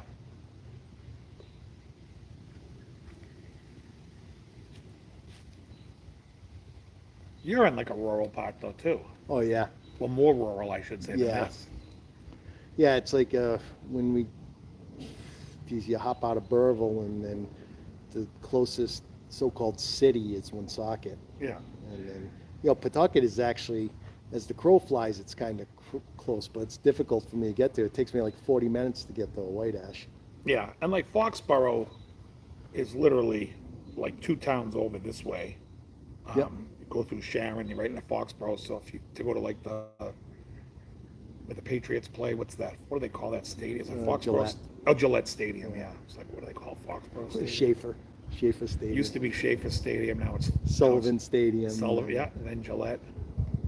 And you remember when it was Schaefer, they used to have the harness racing. Oh yeah, out back. Yeah, Yeah, same parking lot. what was the downs called? I forget. We used to go there, the harness racing. It was Plainfield Downs. No, No, it's in Foxborough. it wasn't called Foxborough Downs though. It was called Plainville, maybe? Plainville. Because Plainville's the next town over. Yeah, it could have been that. But it wasn't in Plainville. No. It's closer to Walpole. Oddly enough, it probably takes me the same amount of time to get to Foxborough than it takes me to get to White Ash. Actually, it's closer to Walpole, and it's closer to, what's on the other side of Foxborough right there? Rentham. Yep. That's where a lot of Patriots live. In Rentham. Rentham and North Attleboro, yeah. What's his face? Wes Welker had a house on that road that takes you into Woonsocket from Rentham. I thought I had seen his house. It's this huge house, but it turns out that's not his house. I have no idea who lives there, but it's freaking huge. Yeah, Drew Bledsoe used to live up there. Adam Vinatieri used to live in Attleboro. There was a lot of Patriots from the 70s Patriots Yeah. that lived in this town. Yeah. And there was a bar. It's going to tell me that the sport is right. I know what time it is. I know. Hello. I came downstairs now. All right. I'll come right in. You to take Yeah, I'll come right in and take care of it. I'll be right back. snow so Our place was called Doc and Nellie's. It was Steve Nelson and Bill Lankitis. Oh, And I okay. think Bill Lankitis, after playing for the Patriots, I think he played, I think he was a dentist.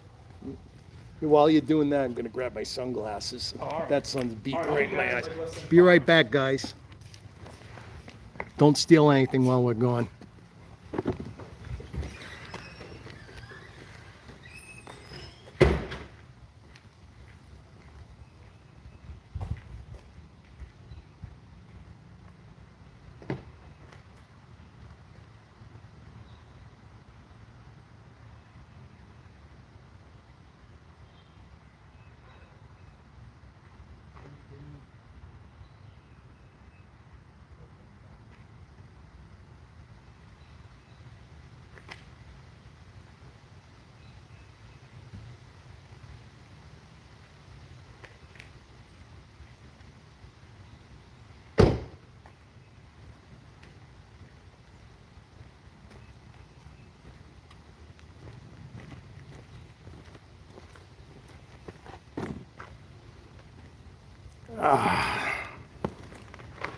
No, I'm not trying.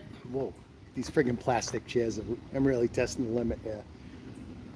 No, I'm not trying to be cool. I'm trying to be comfortable.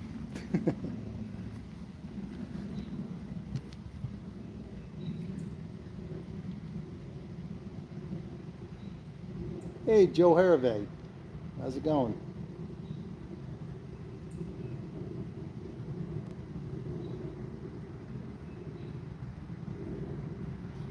Johnny, you don't want these chairs.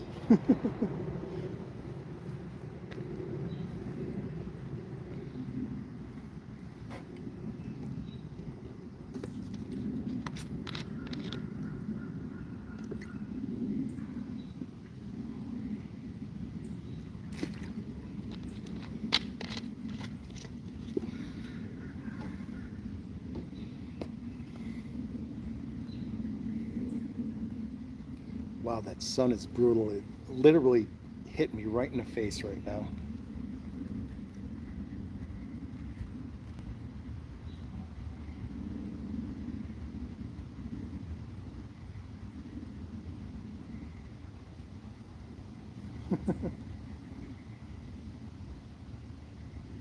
Yeah, you might be packing a Glock. Ray Charles.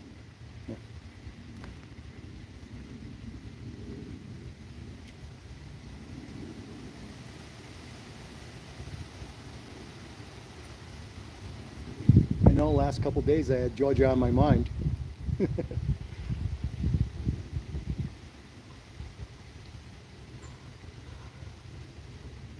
Yeah, so this was a very good smoke. Diesel Demon, I forget what he said.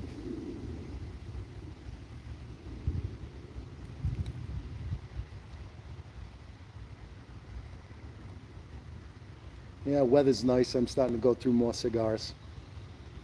Yeah, it was really a bitch coming into spring because, I work all week. By the time I get home, it was cold as hell outside. But then we finally get a nice day, but it'd be during the week, during the day while I'm at work. And then we'd have a night, we'd either have cold weekends or we'd have nice warm weather and be rain like hell outside.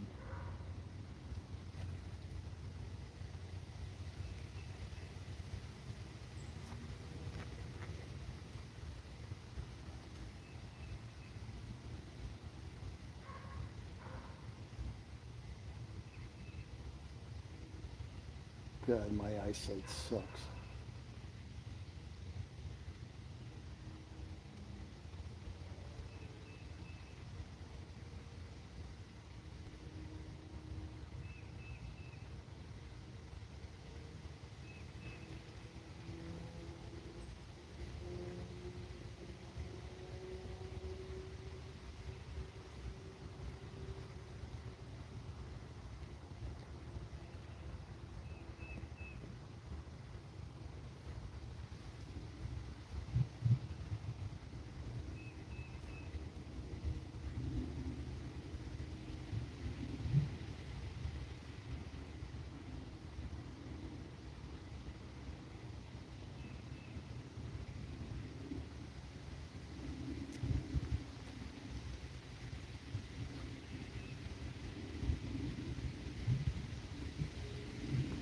Oh, Johnny, I didn't see the storage shed thing from Dane's channel yet.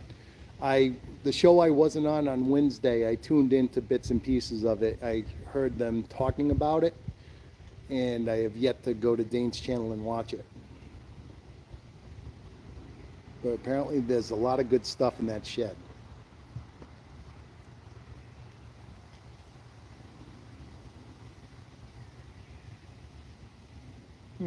When did the hookers show up? I don't know. I know, they're taking day off from Memorial Day. Oh, you're talking about ones in my basement. We're not going to talk about that.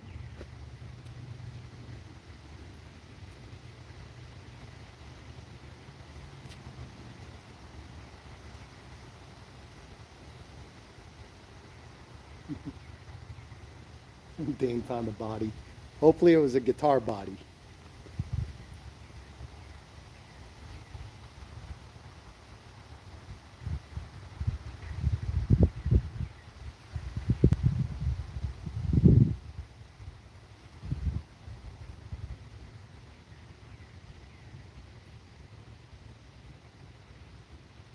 another couple minutes or something, 10 minutes, that sun will go down behind the trees. It'll be a lot better.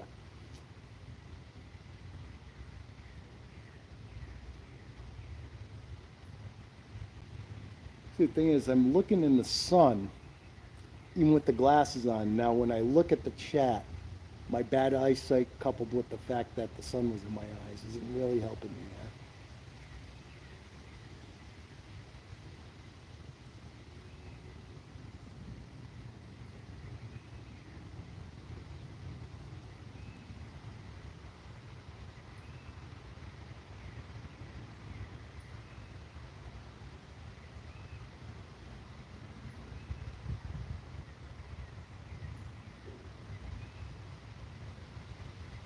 How much for those big ass rocks over there?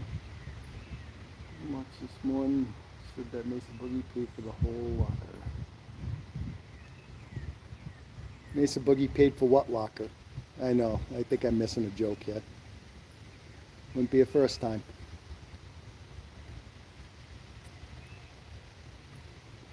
So, who else is smoking out there?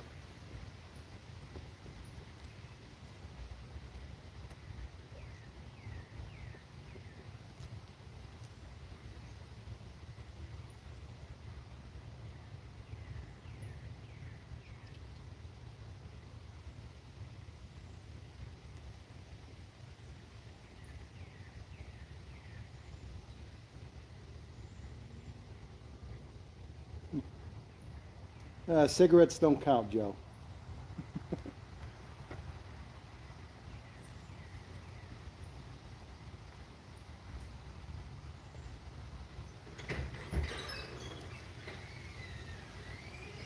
Is the sun bad here? I'll grab my sunglasses.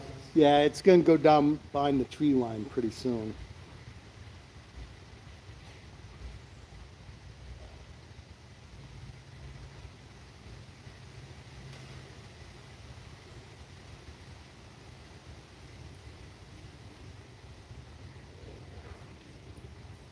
Yeah, so Harvey wanted to know when the hookers are going to show up. Who? Harvey wanted to know when the hookers are going to show up. Yeah, well, he's not coming, is he?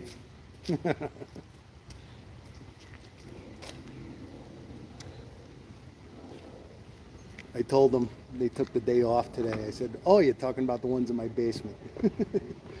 We won't speak of those.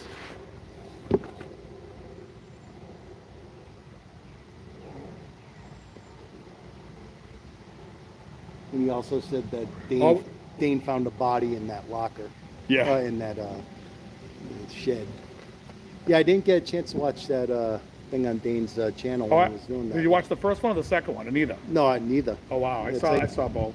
It's always a sign of a good cigar when you can put it down for 5 minutes, come back and it's still Yep. smoking. I'm smoking this to Nutbury, yeah. It's not getting harsh at all. Yeah. So now you get that at the local Quickie Mart. Can you get this at the local? No, this one I get at Brennan's. No, Oh. that one I bought a box on CI. But they sell them everywhere. Diesel sell them everywhere. That's good. I may get some sometime. I gotta clear some out of my humidor. Yeah. So. The one that I just smoked, that I smoked, I get at the Quickie Mart. That and the, I pick up that and I pick up the fuck is the name of it? The Perdomo. It goes by two names. They call it. It says on it sun-grown Habano, but everywhere online calls it the barrel fermented, like it's barrel aged. Oh, okay. But it doesn't say it anywhere on a cigar.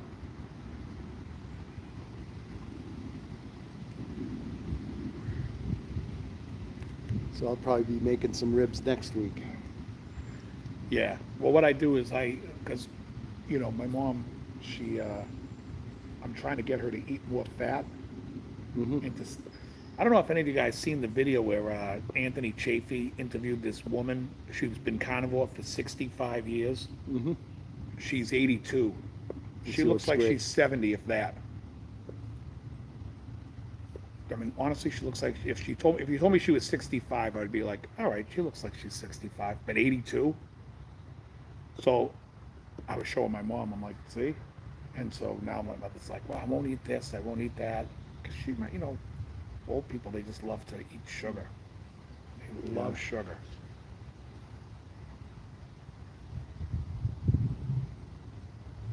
But she even says, when she eats the pork, the ribs, the way I make them, because all the fat gets in there, that it satiates her. Like Those friggin' short ribs I had the other Yeah, day, 4 of them. Well, what happened was is I had 2 in the you morning. won't eat for a day. Yeah, in the morning I had 2. I went to pick my brother up. We came back. I go, you want some short ribs? So he had 2. Was told. I said, I think I can do 2 more, right? And I did 2 more, and I was out for the count. Yeah. For the rest of the day, it's like, I'm just sitting back going, oh, I don't believe I ate the whole thing. And it wasn't that much. Right. No, it's not a lot of food, but it's so filling, and you won't eat for a day. Yeah, they were on sale for like $6.99, so I picked up a bunch of packs of them. It said right at Hannaford's while supplies last. Oh, I'd like to start talking about restaurants now. Go ahead. It's time for prices to start coming down. I think they're taking advantage of it at this point. Inflation is below 5%. I go to Hannaford's, I can get my hamburger for $2.99 a pound. Picked up sirloin, $3.99 a pound. Chicken's what it always used to be, $1.99 for the breasts. Yeah. It's back to now. There's certain supermarket people say, "Oh, I can't get that. I can't." Well, some supermarkets are just gouging. Local supermarket in my town charging $9 for a fucking jar of mayonnaise. Costco's pretty good when it comes to their meats. Yeah. Oh, my brother loves their meats. But what you got to do at Costco is you got to get the meats that are close to the expiration, because then they're at like half the price. Oh yeah. They wanted. I went there today, and I was like, I'm not going to get steaks here because I get steaks at this other place at the Brockton Meat Market. But they had 4 ribeyes. They wanted like $120, and then next to it was 4 ribeyes with the expiration date is tomorrow, looking exactly the same, $48. I was like, well, I would just get that. Just salt it up. Once you salt it up, it's fine in the fridge for a couple of days. Yeah, when I make I dry age too. Yeah, I usually do like 3, maybe 4 days, and it gets nice and dried out and Yeah. concentrated. And, Yeah, salt the piss out of it. Yep. Yep, kosher salt and when I cook it, it's salt and pepper. Yeah, that's all I use. That's now. all you need. That's all I put on it, salt and pepper. Although I get chicken thighs. It's $15 at Costco, and it's 6 packages. There are 6, and each package is 3. So you get 18 chicken thighs for $15, and they're It's huge. not too shabby. Yeah. They're huge chicken thighs. It's like, are you kidding me? And what I do is I cook 3 at a time. I put them in like a pie dish, and then I take a butter knife and I take the bacon fat and spread it all over the skin. Salt, pepper, and then Romano cheese. I'm telling you, it's better than fucking KFC. There's a fried chicken place It's unbelievable. called the Broster House in Woonsocket. Me and my brother went there last week, and I said, "This is a great place for them." It's like, now when they fry it, if they do, they probably put a light coat of flour. If it is, Right, but it's almost also in oil. non-existent. That's the Yeah, problem. It's, oil, in yeah. oil, and I won't go to places. I just rather cook at home and use fat. See, my brother's doing the carnivore, but he's he's avoiding the oils and stuff, the seed oils, but he's not totally adverse to it. Every Right. now and then he. Yeah. But I will Well, the say thing this: is, I'm it's- going to call him out. It's like, no, I kind of talked him into it. It was the last night he was here, and one of his favorite foods is pizza. And I said, you know what? Now's the time to do it cheap. Yeah, get Right, your pizza it's like- before you go to Georgia, because I ain't gonna find pizza down there. Yeah. That's good. So I had him try the Tuminator pizza, How was it? which is excellent. I think I showed you a picture of my phone. Now that's gonna be a place you frequent regularly. That's why you call it that. Yeah, it's what Ain't it getting is. that by me. It's basically their buffalo chicken pizza, right? And they load it with buffalo chicken. And I have them put hot sauce in the red sauce and jalapenos and sausage. And so it's a small. I'll show you a picture of it afterwards. It looks like an appetizer tray. It's so fucking loaded with shit. And so he says, "Oh, you want to get a large?" I go, "No, you're not gonna need a large. At most, I can eat half a small. It's not a pizza till it comes out of the oven. No, it's a pizza the minute your hand goes in the dough. What's that? Seinfeld. Oh, okay. Oh, sun finally went down behind the trees.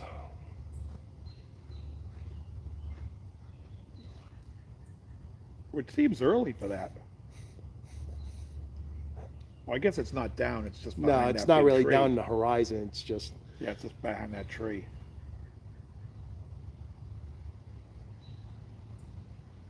Because in June, at like 7:30, the light will still be hitting that. It'll still be, you'll still see it.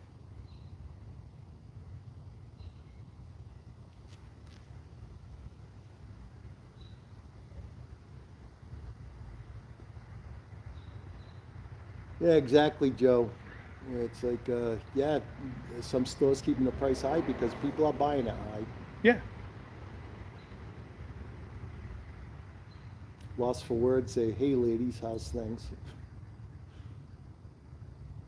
Hervé says, "I'd go for a brisket." Yeah, that's my favorite barbecue. I love brisket. Got Texas barbecue. Yeah. I haven't seen him in a while. Who, Lost for Words? I haven't seen him for a while. I hear that, and I think of Iron Maiden. Yeah, same here. Well, I think that's what his name's after. Does he spell it that way? No, but No. that's just one word, isn't it? Yeah, lost for. Yeah, Lost for Words. LOSFER. Yeah.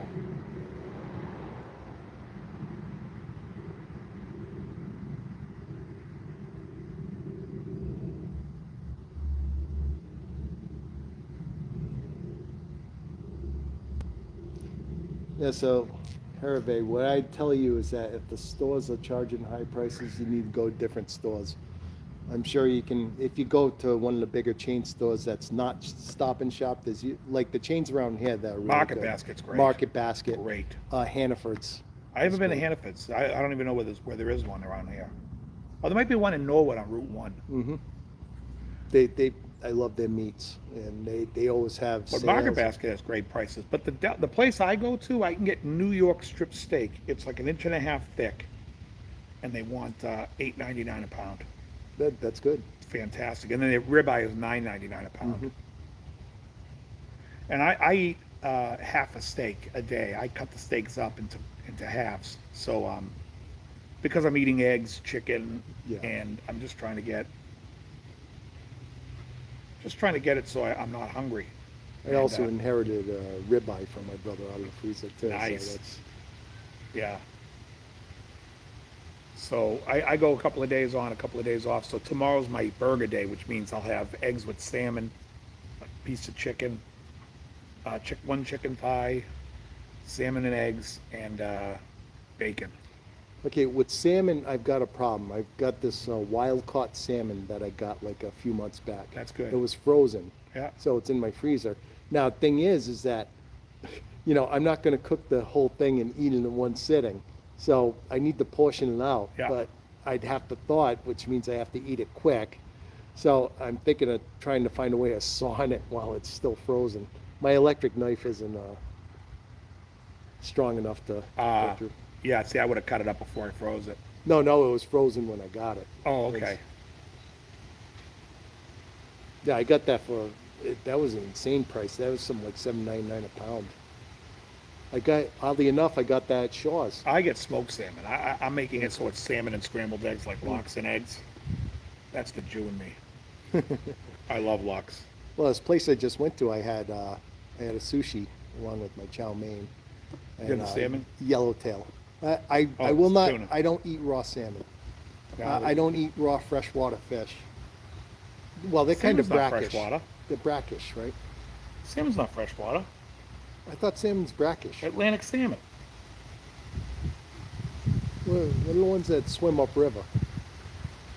They go upstream, but that's salmon. But that's Yeah. in the ocean. Oh, okay. Coho salmon is freshwater. But Atlantic salmon, like king salmon, that's ocean salmon. I'll be the odd man out here. I love mackerel. You don't like as stuff well. like it? You wouldn't eat catfish? Not raw. Oh, not raw. No. Yeah. Freshwater fish, I generally don't eat. Right. I eat salmon, but I won't eat it raw. I don't think there is a and- sushi with freshwater fish. Yeah. It's all ocean Yeah. fish. Because it's the freshwater fish. If you eat raw, you're gonna get all those weird things because the salt water, I think, kills a lot of. Yeah. Salmon's great. I also put a little cream cheese in my eggs. I make the eggs scramble. Oh, it's so good. Yeah, I'm fortunate that, even though I'm kind of in the boondocks, I've got two good sushi places close by. One's Yeah. on the way back from work, and one's down the street from me at a hibachi I don't place. eat it anymore.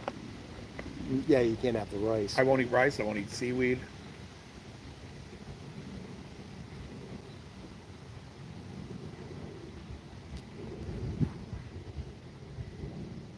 I know people always ask me, like, how do you do it without cheating? Like, I don't crave it. And what's funny is last night, so Jim has been doing carnivore, but he's kind of been cheating occasionally. And Friday night he had avocados. And yesterday his stomach was killing him. And he said, oh, something's going on in my stomach. It just doesn't feel normal. Well, it's not used to it. It's like, Well, I said, would you eat avocado? He goes, why would you guess avocado? I said, because it has I forget what it's called, like not Phytates. It has something that irritates the stomach that a lot of people have bad reactions to. And most people eat food like a normal, a regular diet. They will, they build a tolerance to it, but they always Yeah. blame it on something else. Like, I must have had bad something, but it's the avocado that does it. yeah, also the fact that he's on carnivore and then he's breaking it with that. And yeah, so it was right away. I said to him, if you're gonna break it, like, you could have like cucumbers because they don't have anything. It's just high water and it's really a fruit. Because it's not a vegetable, it's a fruit. And so is avocado's a fruit. But avocado has that problem with it. And I said, and he's like, I'm never eating it again. And now he's like, maybe I should go stricter. Maybe I should go pure strict. Because he is pretty strict, but he has wine occasionally. And, and occasionally he says he'll eat like, he stays away from seed oils, but he occasionally he'll have a vegetable, but he said he's going to stop it now because just the way his stomach felt, he's like, it's just not right. Yeah, it's like, I gotta have my scotch every now and then. It's just so relaxing. Cigars relaxing, but with a scotch, it's, Well, scotch is sugar alcohol, it's not sugar. Yeah. So you don't get an insulin response from it, so it's fine. so picked up a couple bottles. I got some 14-year Glenlivet, and I got Lagavulin. I've never had Lagavulin. It's actually the Offerman. It's actually Offerman on the label. It says, so it's Nick Offerman special. It's 11-year aged. Oh, really? Yeah, so never had Lagavulin. So I want to try that. What's the one that begins with a B? Oh, God, there's so many.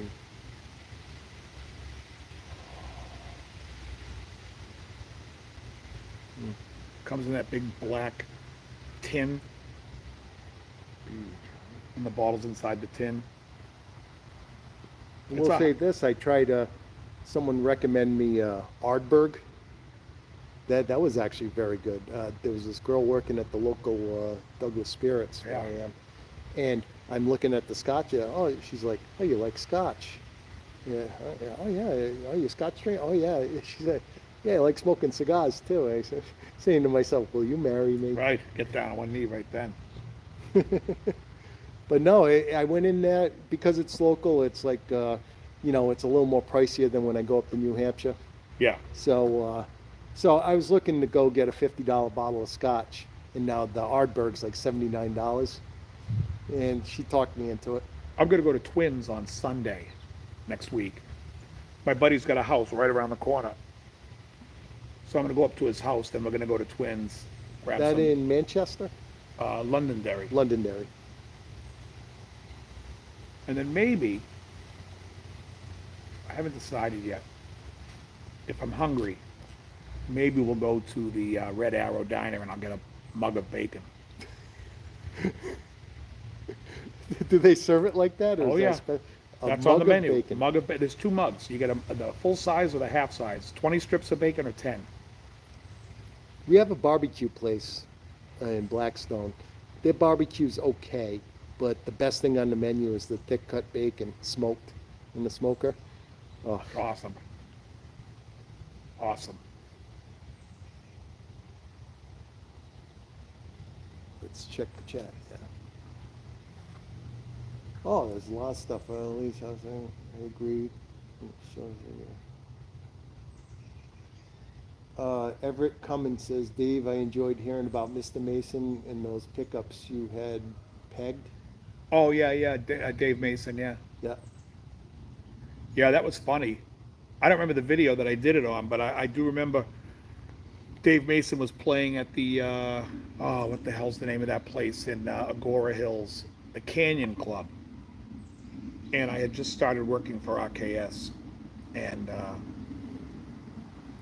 I said to the guy who was at RKS, I said, what fucking pickups is that guy using? Those things, that guitar tone is phenomenal. He's like, oh, they're a special Seymour Duncan. I said, really? Well, I got to find out what they are because I've never heard of Seymour Duncan pickups sound Yeah. that good. I am not a Duncan fan. Me, So- I like Duncan Jazz. So I see Dave and I start talking to Dave Mason and I'm like, Dave, what do you got in that guitar? What Duncans are they? He goes, Duncans? I hate Duncan pickups. These are DiMarzios. Yeah. I was like, no wonder. I like the I said, I Pearly. never heard a good. Pearly Gates is okay, but it's I mean, dark. It's very dark sound. there's the PAF Pro from DiMarzio's very similar pickup, and for the price, you may as well just get the PAF Pro. But the Fred's a much better pickup. I haven't played through a Fred yet. Oh, you haven't? Nope. Definitely gotta try it. My DiMarzio pick. I always like the hard stuff. Is the God? I'm not even remembering the fucking name of it. What's the one Petrucci uses? Not the Tone Zone.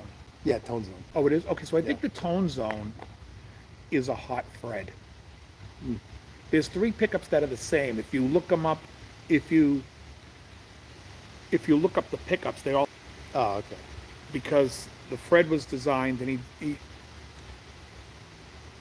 so I was trying to come up with a pickup that sounded like the Fred because was working for RKS and Jim Tyler was going to wind me some pickups. So I called Steve Blucher at DiMarzio, who I'm very friendly with Steve, and I said, what are you doing with that? You know, what are you, because I wanted to order pickups and for some reason they were backed up. It was going to take a while and I'm like, I need these for this prototype like yesterday. And I said, well, how do you make the Fred? He goes, I can't tell you that. I was like, okay. And then I just went online and looked up the patent number and there it is. The fucking patent for the Fred, how to make it, and I was like, okay, well, I don't need to do all this stuff that they own the patent on because really the patent is because DiMarzio and those pickups, the Tone Zone, the Fred, and there's a third one that's even hotter, uses a spacer. Oh, okay. They use spacers. But the gist that I got out of it was that it's a 42 wire on the master and a 43 wire on the slave.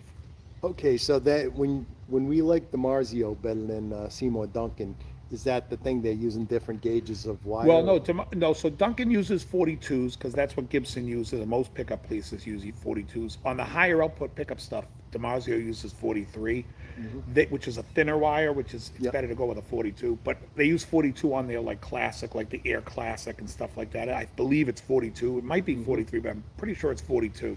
But on the Fred, they used 43 and 42 because what they were trying to imitate was a sideways way of what the Gibson PAF was. So the Gibson PAF was 43, but each coil wasn't evenly wound. Yep. So in that offset, you are canceling 60 cycle hum, but other frequencies don't get canceled out completely Oh, because. okay. So then DiMarzio, Blucher was like, well, if I use 43 and 42, we won't have, if I wind them both at let's just say 5,000 turns, you're not going to have the same frequencies in each, so you won't have the cancellation from the back. So you'll have more harmonics and that's what I loved about it. So I had Jim Tyler. I called Jim Tyler up and Jim was like, yeah, I'll make them for you. So he made me these 43, 42s. And I'll tell you right now, they were fantastic. They were great sounding pick. And he was like, when I told Jim what I wanted him to do, he was like, yeah, I've done that before. I've done that for somebody. It's not that uncommon. So I was like, okay, good. I don't feel like I'm ripping anybody off then. And because we were debating at the time, RKS was like, I was pushing for the idea that we should be winding our own pickups. And the point was to get to Dave and to Ravi, was to show the two of them a pickup that was made locally that'll sound just as good as anything that they're using. And they loved it. But other things fell apart that ended the whole thing. But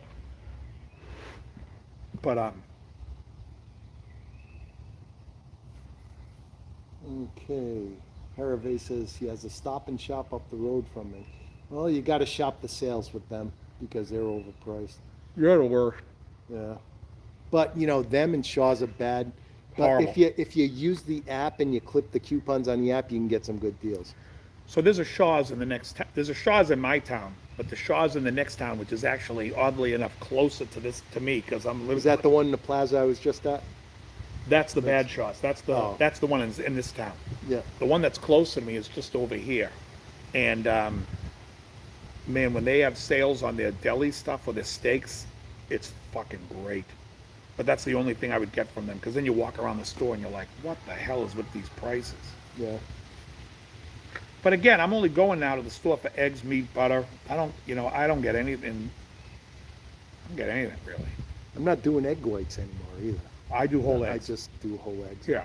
And that's why I inherit two 18 packs of eggs I got from my brother. Nice.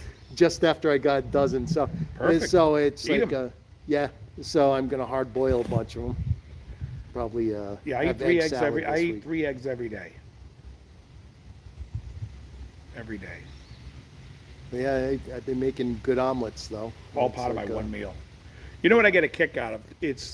There's 3 people on my Facebook that these people that promote like supplement companies, and they're like, oh, this is caffeine, but it's caffeine naturally from tea and from from tea and from other things, but it's like, I'm like, why don't you just brew a cup of coffee? There's so many healing Yeah. qualities to coffee, and you're taking this processed food.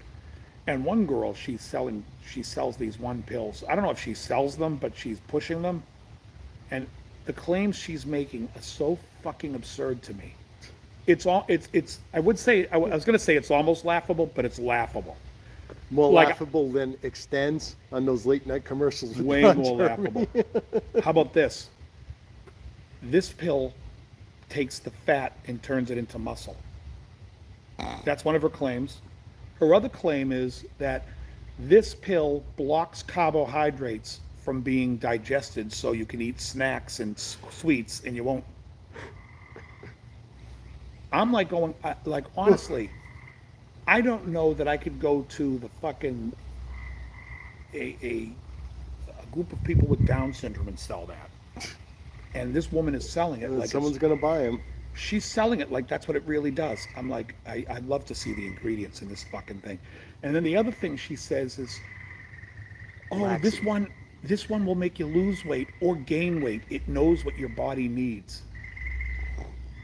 I'm A like, pill knows something. Pill has a brain now. the pill can go into your body. This processed food is going to go into your body and give you what your body needs because it can detect what it needs. I literally was like, I am like, I could go to the Institute of Corkies and say to them, attention Corkies, Corky. here's what I'm going to That's sell a you. reference. And I can't believe, if I sold more than 1, I would be shocked. I don't know who the hell's believing her stuff. I used to watch that show because WWCD. What would Corky do? You know, see what Corky was going to do. Life goes on. That was I the never show. watched the show, but when I was in LA, I was very friendly with this comedy writer. You know who that singer Steve something? He's a comedy singer guy. Oh, He used to do like joke songs and stuff. Yeah, forget. I know who you're And he talking had a about. singer with him that always sang with him and wrote his stuff with him. This guy, he was also a writer on. What's something like Steve Carrington or Steve? No, not that. But anyways, this guy, his name was Mark Tyke. Mark was a writer for Family Guy. He wrote the "You've Got AIDS" that whole song, and he was a super funny guy. And he actually went to college with Aaron Ann. Oh, okay. So I met him through Aaron Ann. We used to hang out. And one time we get into his car and he's playing fucking this album that Corky's band. And I'm like, are you fucking kidding me? This is gold.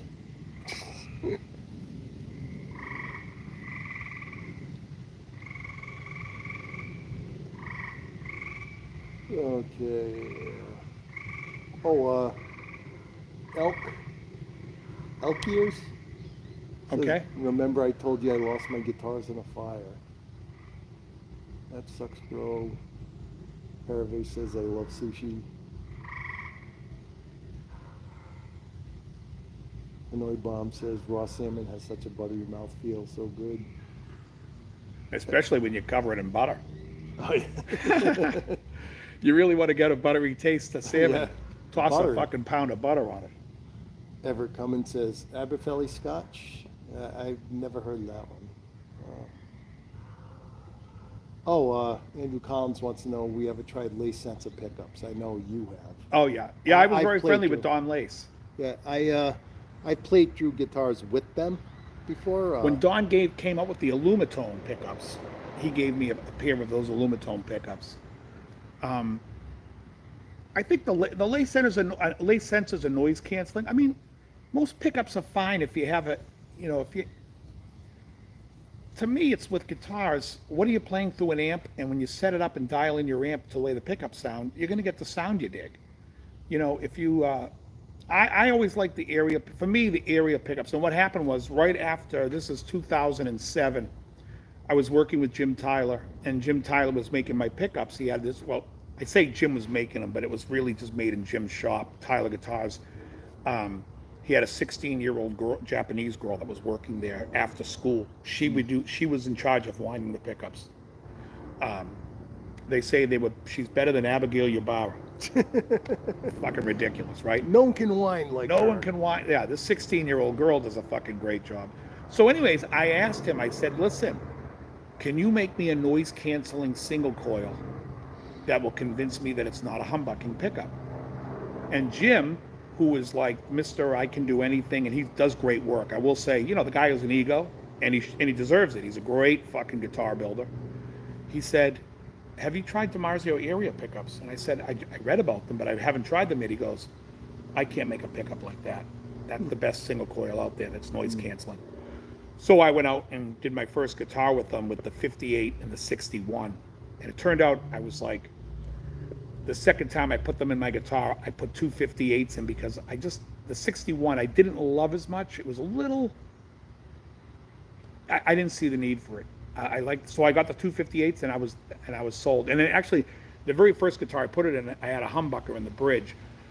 So when it came time and I knew I didn't like the 61, I talked to Steve Blucher about it at DiMarzio, and he told me to try the Pro 54. He says it's the same pickup, but it was before they used the name Area. So it's the Area technology, the same patent and everything that he's using on the Area pickups, but it's before they used the name Area. So it's called the Pro 54, and that's what I used in my bridge ever since. Yeah, Paul Gilbert likes the area. Yeah, oh, they're friggin' great. Well, he went to Blucher and had him, he puts a 58 in the neck, and then he wanted it hotter in the other two positions, he wanted them hotter, so he had the injector pickups made. Yep. And the injector is just a hot 58, like a hotter, beef, hotter area. A lot of beef, but a lot of twang. Yeah, they're great. I just don't want the beef because it's like, what you're gonna get them? You have to take it out at somewhere. Speaking of which, I was just watching a video this morning. It was a recent show by Ghost, and they were in Alabama, Huntsville, I think, and they were trading off, guitar licks. The two guitar players. One had a Strat, and sounded like he had a good twangy sound, and the other guy had some other humbucker guitar, and they're just going back and forth. And the guy with the Strat burned the other guy, and then he acts all dejected. Then he calls him over like that, and then and they're just playing. And then all of a sudden they go into Sweet Home Alabama. Oh, that's and the funny. crowd goes nuts. Yeah, the guy in Ghost, I think, used an RD Artist, the Gibson RD Artist, which is like a pretty rare guitar. And then, do you remember when I had Sasha. I can't even remember Sasha's last name right now, but he makes those guitars. He was the guitar builder I had on my show. We did a. Yeah. Sasha worked with me in Bingham. I can't believe I'm blanking on his last name. And he worked for me when I went to Elvis. He came to work for me there too. But Sasha makes an RD. If I can remember his name, I'd remember the brand of guitars because it's his name. Getting old, folks, when you forget. Yep. I call it the Rolodex. It's like back when we were younger, especially us with our memories and stuff, we come up with stuff like this. Now the Rolodex has to go around a couple times before we remember. You just meet so many people. Yeah. What the hell was Sasha? Baron Cohen. I'll tell you, Bingham would remember. He lived in Santa Monica. Begins with a D. Dunnable. Okay, Sasha Dunnable. Dunnable guitars. If you look up Dunnable guitars, the RD, it's a really nice guitar. Okay, Hervé says he likes EMGs. EMGs for me are very antiseptic, and the reason Yeah, is because it's almost like, it's taking the technology to like a microphone. If you use a microphone, you wind it like a dynamic mic, and it is what it is. And then if you whatever the capsule is, but if you when you get to like FET mics and you get into mics that are that need phantom power, it's because it's really underwound, so you have way more frequency, the response is way higher, but then you have to use voltage to send the signal because you don't have enough current to send the signal. I mean, guitar pickup like a DiMarzio pickup like the Fred is like 305 that's going to Norwood Airport. 305 millivolts. So that's really low. So an EMG pickup will probably, if it didn't have if you didn't power it, would probably barely power like 50 millivolts. So you need a 9-volt battery to send it. Now the good thing about EMGs is it doesn't matter how long a cable you use, you're not going to have it. Basically, it's like a built-in buffer because the voltage acts as the buffer. It doesn't get the resistance doesn't have that strong of an effect on the signal. Whereas if you use a passive pickup, then you need a buffer if you're using a long cable. Well, the cable will make a difference. Anything over 10 feet is going to definitely darken your sound unless you use a buffer. I think it's time for another cigar. There you go. So, Hoyo de Monterrey, double Corona. I've got a wide, Pearl Habana. I've got Nub, Connecticut.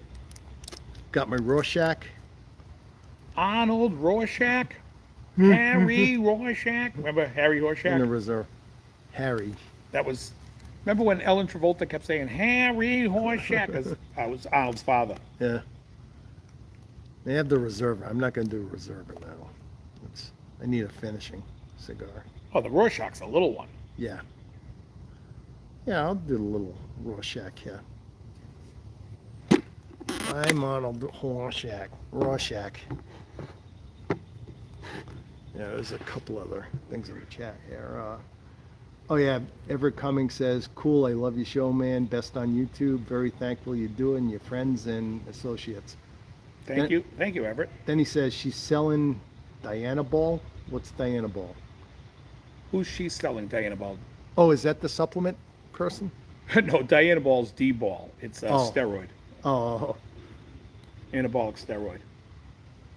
Okay, Hugh's here. Hey, Hugh. Hey, Hugh, what's going on? Diana Balls, usually they refer to it as Lucky Charms. They come in pink from Thailand. Oh, okay. Happy belated birthday there, Hugh. He was on May 21st. Mine was May 20th. Yeah, back to back. So Hugh's a stinking Gemini. I'm a Taurus. So he says, Maybe not. the two sisters Ventura in Noventa in pickups. He may not be a Gemini. He might be a Taurus. Really? Well, you got to remember, he's in Scotland and he's 5 hours ahead. Okay, so it So depends depending when on it was... when in the time in the day when it switches, you would have to know what time he was born to know what sign he is. Otherwise, they would just say he's on the cusp, but that's not accurate. Should I use a V-cut on this? Or You can. And it's like, Yeah. yeah, it's small enough. When he says she was pushing D-ball, he means the woman that's pushing the supplements. okay. Oh, yeah, it knows just what you need.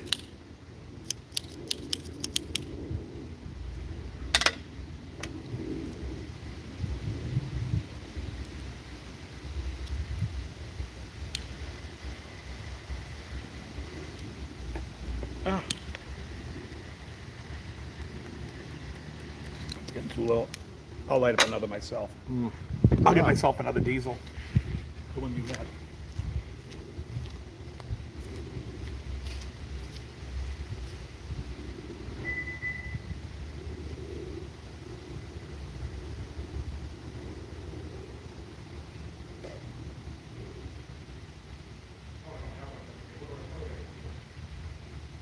Hey, Ricky Compton.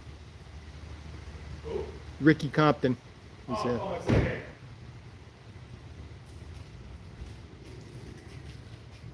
Now it's a party. Okay, we got 24 people in here. Wow. Don't you guys have a life? There you go. Jeez. Now you get it. And now I feel like Shatner. Contempt Yeah. for the audience. Have you even kissed a girl? Yeah. That was from the. Get a life. That's from the evil star. I love that. Let me see how bright the picture is. Oh, it is behind because I'm not even in the thing. Oh, there I am. Yeah. Wow, look at the size of my shoulders there. Let's take a look at that. Oh, is that my tattoo side? I was trying to get the other side. It's all He's hard to see jacked. backwards. Yeah, look at that. Okay, you've tuned into Mr. Universe channel here.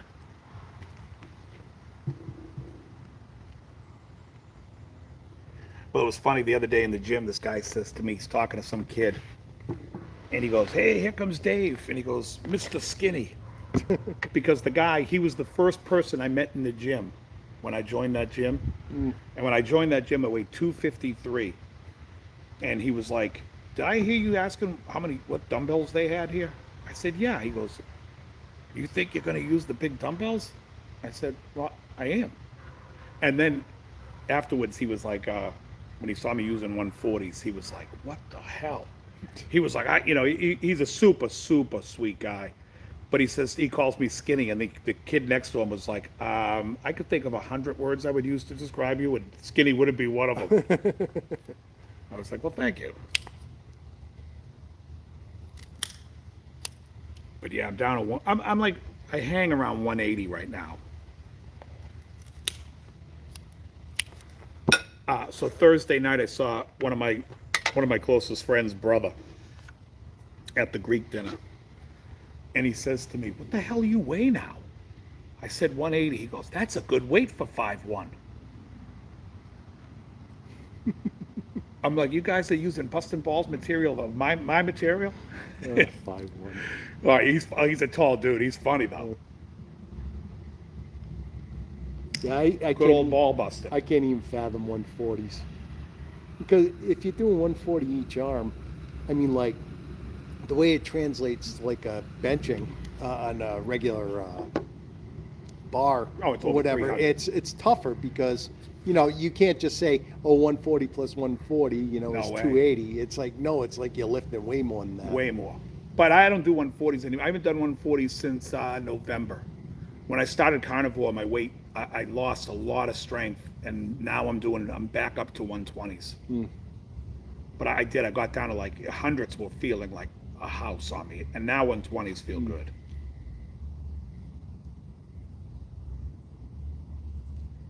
I did 120s on Monday, and this old guy comes up to me and he goes, Did I see you using 120-pound dumbbells for presses? I said, yeah. He's like, I never seen anybody use those weights in here. They always use around here. I'm like, okay. That's because you're coming from California, Yeah. where 100 pounds is nothing. Where fucking Jeep Swenson used to bench 200-pound dumbbells for incline presses. Oh, God. He did. Yeah. If it's set to 10 like they were nothing. And for those people that don't know, when you incline, it's tougher than doing it flat. During my strongest, I used to work out with 365, right? Three plates on a side and a 25 on each side. So yeah, 365. And I'm benching them, and I used to get them for like 6 to 8, and it was heavy. I mean, it's fucking heavy, but that's a barbell. And David Paul, the barbarian who passed away in 2019, comes up to me and he's like, "Hey, do you mind if I work in?" I said, "Go right ahead." He gets on the bench and reverse grips him and does a set of 20. And then he looks at me and goes, "Let me know when you're going up, Dave." I'm like, "Fuck you." Fuck. He just starts laughing as he's walking away. I'm like, "Fuck you." He goes, "What?" I was like, that motherfucker. That was kind of a mind fuck when you told me they came from Chepachet. Mm. It's like all that time, all during the '80s and stuff. I'm living right, and you would figure that word would get down within the town that, hey, they're from Chepachet or something. I never heard that until like a couple of years ago. Yeah, he had a farmhouse on some weird windy road off the main strip there. Snake Hill, maybe. Probably. It's called Snake Hill for that reason. I could drive. I could drive to it. I don't even know what the name of the road is. I could look it up to see where I went. And he was down to like 185 pounds when I saw him. And that's nuts, because when I met him, he was 265, 270, solid, all muscle. So, what do you think got him? He died in his sleep, I think, right? I heard that he had some heart issues, and he went to the doctor, and he was afraid to go back. That's what I heard. Yeah, I never understood that. It's like But I don't want to hear what's wrong with me. But yeah, that's how you fix it. Mm-hmm. I think it might have been valve related. Like it was congenital, is that what they say? Yeah. So So it was something he was born with, Right. and was undetected. Correct. Because let me guess, he probably never saw a cardiologist in his fucking life until like he started having some problems, and then. yeah, I don't know. And Peter's still around. Peter's in like he's in like the Dominican Republic. Peter called me, I want to say 6 months to a year ago. Peter called me, and I haven't talked to Peter. Like we were not on great terms. Well, he follows the light. Right? What? Yeah. Oh, that's. Yeah, you've told me that. So he's before. insane. Yeah. He lost his mind. And the funny thing was, when he called me, we had a normal conversation. I said, "Peter, why don't you talk like this to me all the time?" And he's like, "Oh," and he just starts laughing. And he goes, "I know you don't really care for any of that stuff, but whatever, And I'm just like, "Yeah, just don't send me emails." But I didn't tell him I'm not gonna block. I block his emails because. And then the funny thing was, my friend Jim called me the other day. Jim used to work for me in Bingham. In fact, Jim was the guy who worked for me at West LA. When Bingham walked in, Jim says to him, "Hey, do you know how to change these strings on this PRS?" They had the locking thing. And Bingham walks in, and I see this customer, or I don't know who Bingham, I never met Bingham before. I see him working on this guitar in the middle of my shop. And I'm like, "Can I help you with something?"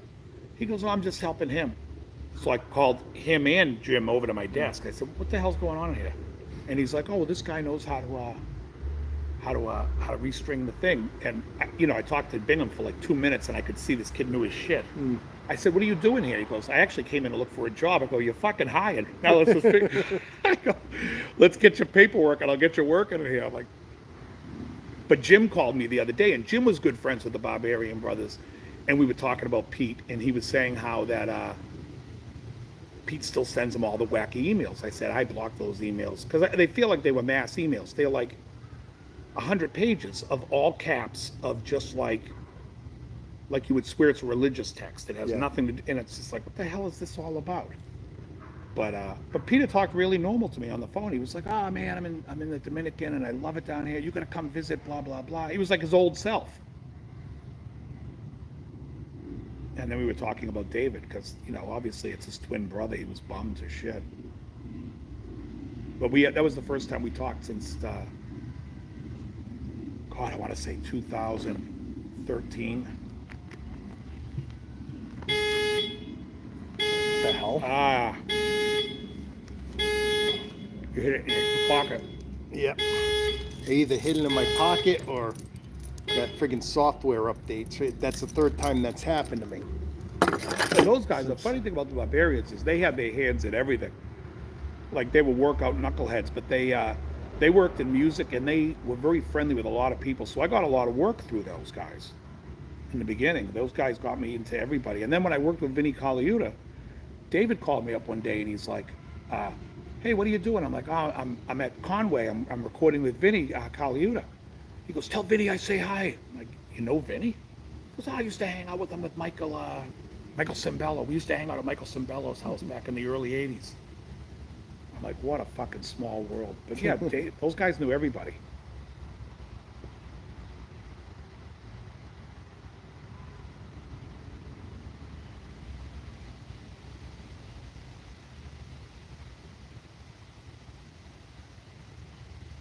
Peter tells me a time him and David were working out at World Gym, and these group of tourists came in, and these girls came in on the tourist group, and they were like from Germany or something.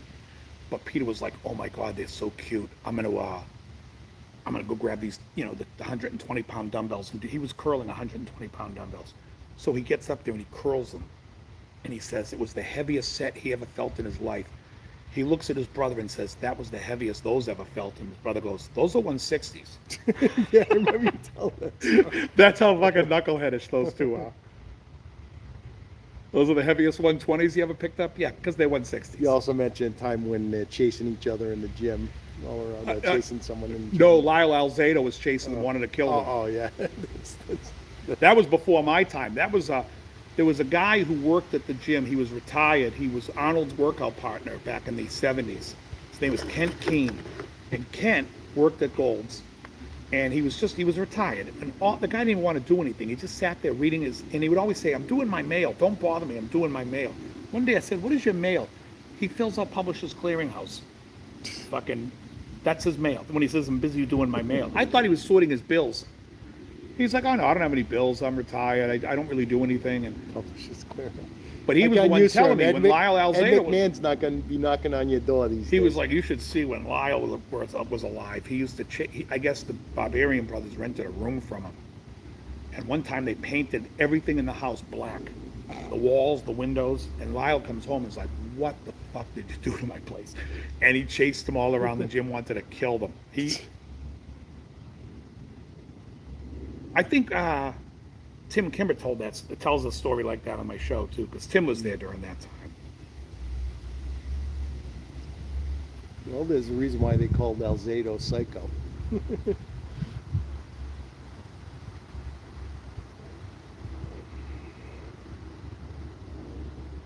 Yeah, it was AIDS that got him, wasn't it? Yeah.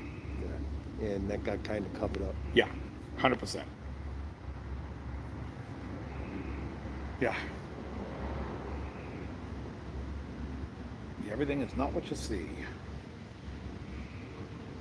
Those were good times there. I hear the gym's not that good anymore. Like, I don't even think my brother goes to Gold's anymore. He goes to some place in the marina. He doesn't like Gold's anymore. There used to be a Gold's right in Lincoln, Rhode Island, years ago, right at the intersection of 116 and Route 7. Yeah. Well, they were everywhere. Mm. Then they sold the company. Whenever Tim sold it, I thought it was 99, but I think Matt Cable said it was 2001. And Matt's probably right, because Matt worked at Gold's after I did. He worked there. That's how I met Matt. Oh, okay. And we should get Matt to talk about the Big Angry sometime. Matt came out to a couple of shows. I know he came out to my first show at the gig, and him, Tom, and it was like, fuck, we must have had 250 people in that place. That the owner immediately was like, "You guys are going to be the house band here." Neil, the guy who owned the gig on Melrose. Because the place literally safely holds 100 people, and it was like packed. Is the Dave Levine channel still up? Yeah. Yeah. Yeah, you can see a lot of his old band.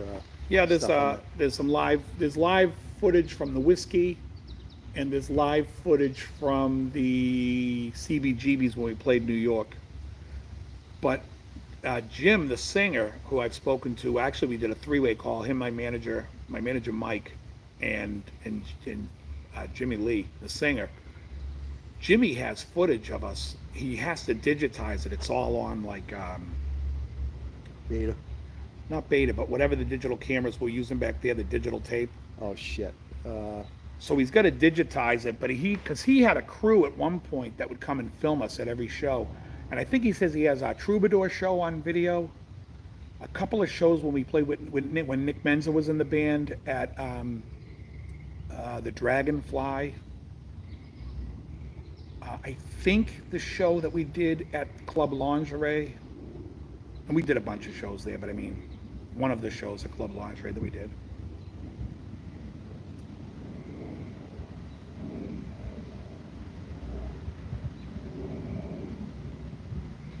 And it was funny because when I first started playing in the Big Angry, I would tell people in the gym, like, hey, if you want, I'm playing tonight at the Whiskey. And they were like, what do you play? I'm like, guitar. They're like, I didn't even know you were a musician. I'm like, in fact, Tim Kimber, who I interviewed on the DL show, you remember Tim, the owner of Gold. When I worked for Tim had no idea I was a musician. Tim didn't know I was a musician till years later. You know who the keyboard player Jeff Lorber is? Yes. So Lorber was a member of the gym, and I knew Jeff really well, but Jeff was really good with buddies with my buddy Spiewak. So Spiewak calls me up, and Spiewak's like, hey, we're going to all meet at Joe's in Santa Monica for some pizza. We're going to meet Lorber over there and Tim Kimber. And I said, okay. So I went, and Tim was like, Dave, how do you know Spiewak? And I'm like, well, he gets me all my gear and shit when I do music. And he was just like, because this is before I worked at West LA. And it was like 2005 or 2004. And he was like, you play? You know, in the gym, no one ever talks about that shit. Actually, the only person I ever really talked to about it was I have a buddy of mine who was the trainer for John Taylor from Duran Duran. And that's how I got that gig playing for John. Was John came up to me and says, Dave says you play guitar. It's like, yeah.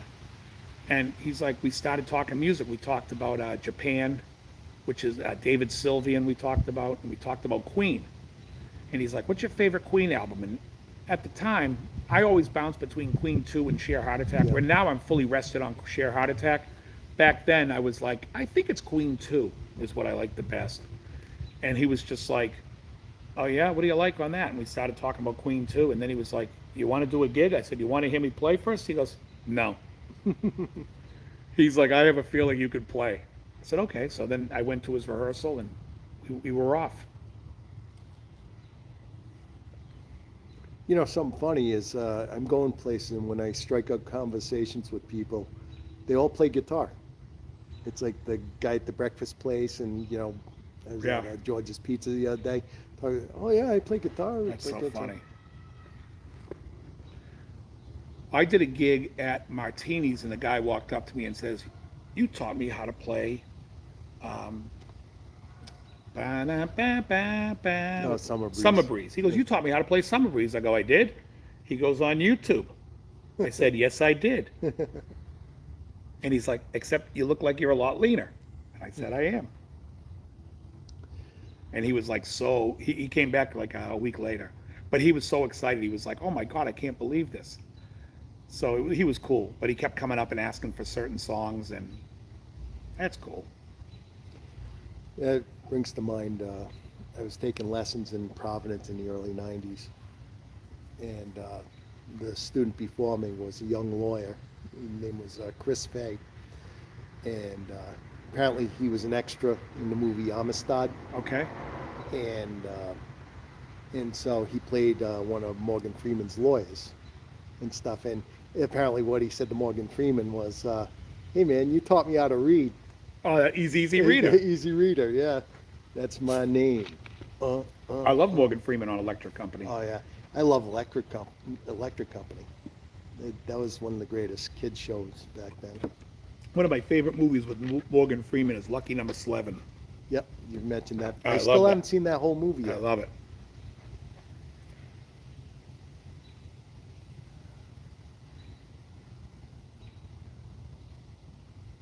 Yeah, they had the Letterman, Mm-hmm. and the voice of Letterman was Gene Wilder.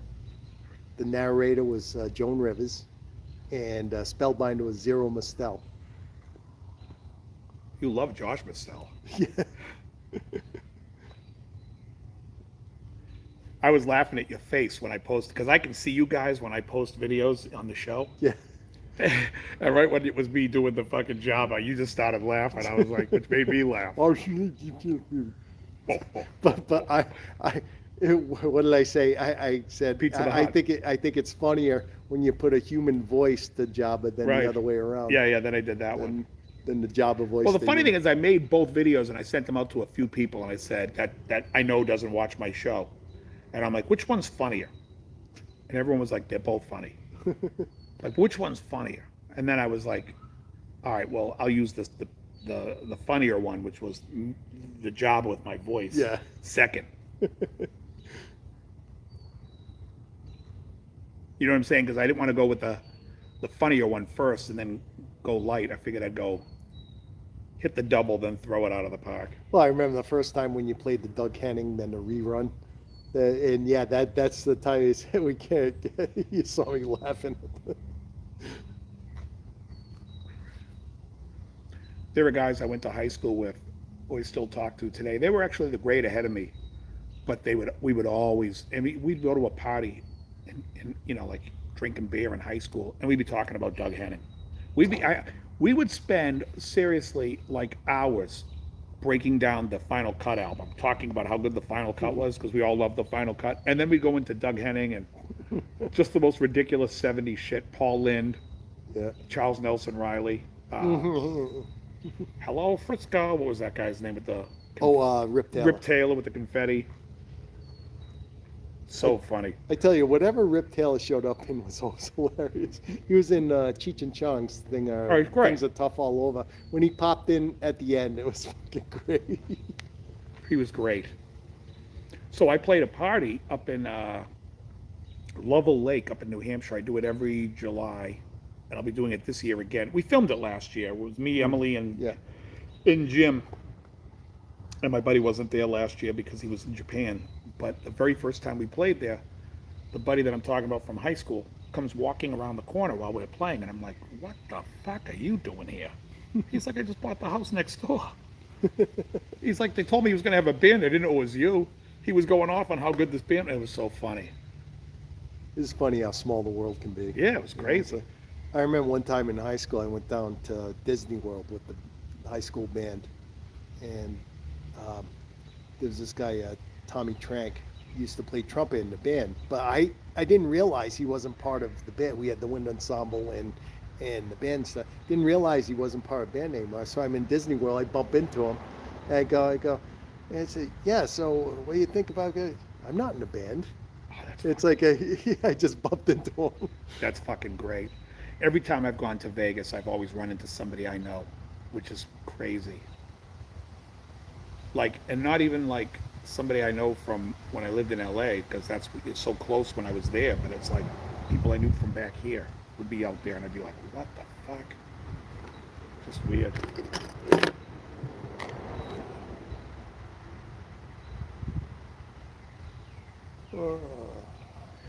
First time I went to Vegas was like 99 or 2000. And I'm walking with a buddy of mine, a kid that I, lived in LA, but I grew up with him. And we're walking through, and I said, hey, that guy looks like Brian, which is his best friend from high school. Yeah. And he goes, which guy? I go, well, now it's the guy who's pointing at us. Ricky wants to know where you got the chairs from. Lowe's. I knew you were going to say Lowe's. Yep, Lowe's. Yeah. Yeah. These Adirondack chairs.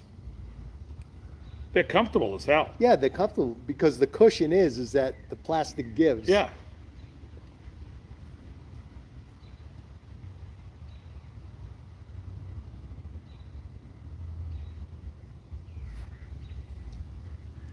Yeah, the chairs I had weren't cutting it, and I went one day to go pick up. I get waters over at Lowe's in West Bridgewater. And I went in, and outside they have all these chairs stacked up, and they were blowing them out on sale. And I'm like, as I paid for the water, I said, let me pay for 2 of those chairs and let me grab them. So I grabbed 2 of them. Super comfortable.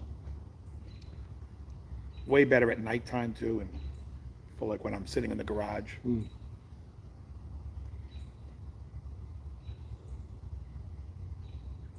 It's going to be cool tomorrow though.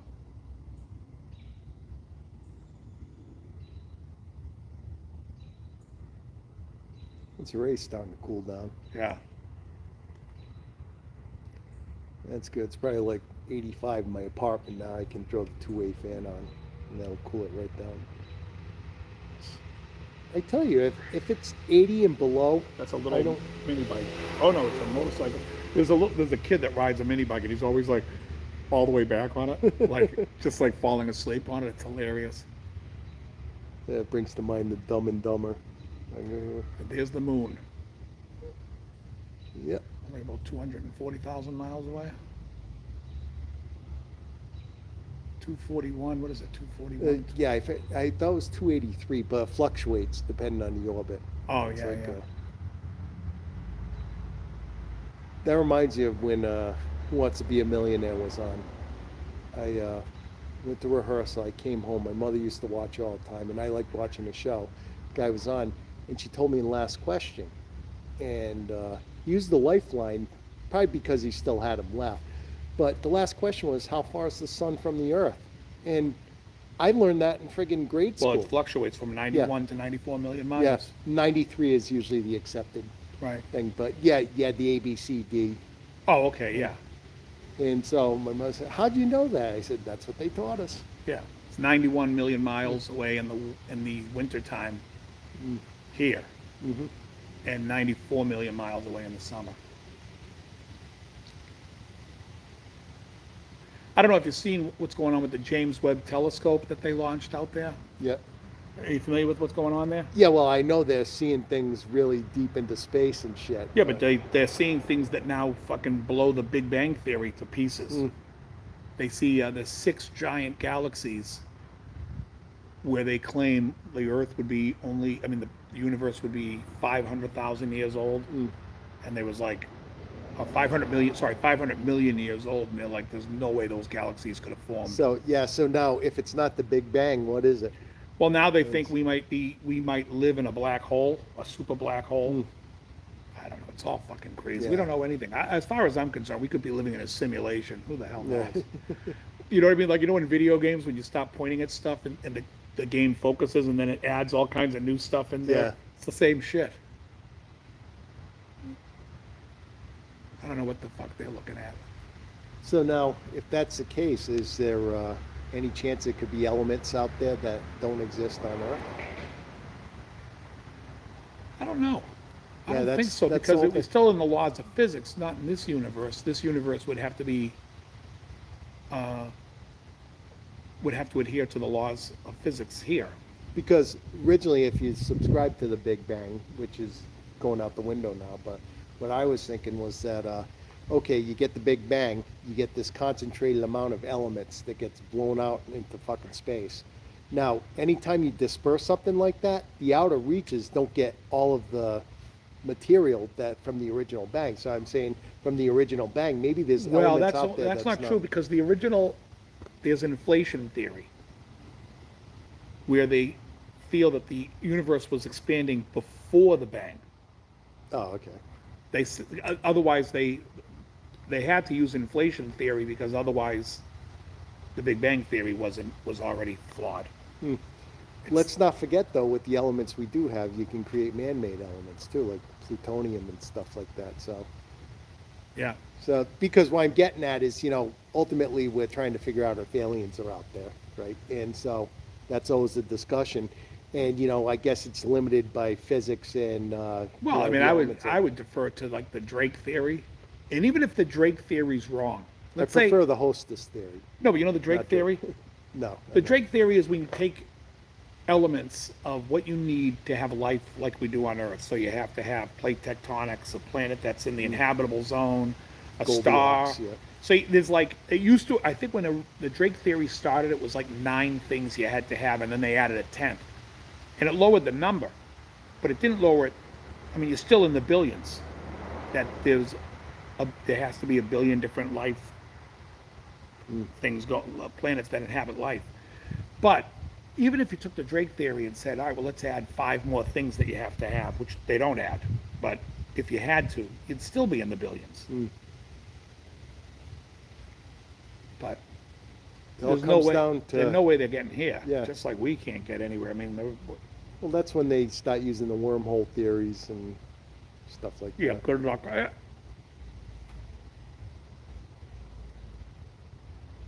That's like saying the wormhole theory to me is the same as saying like you could harness the power of lightning if you knew where it was going to go exactly the day it was going to go, and that's you know what I mean? There's no fucking way. They say like wormholes don't last that long in space. They would crash on you and you would die. And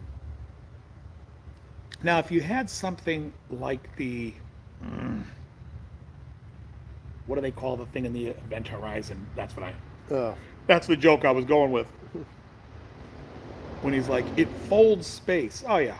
Oh, you got a magnet that folds space? How convenient. We could fold space with a magnet.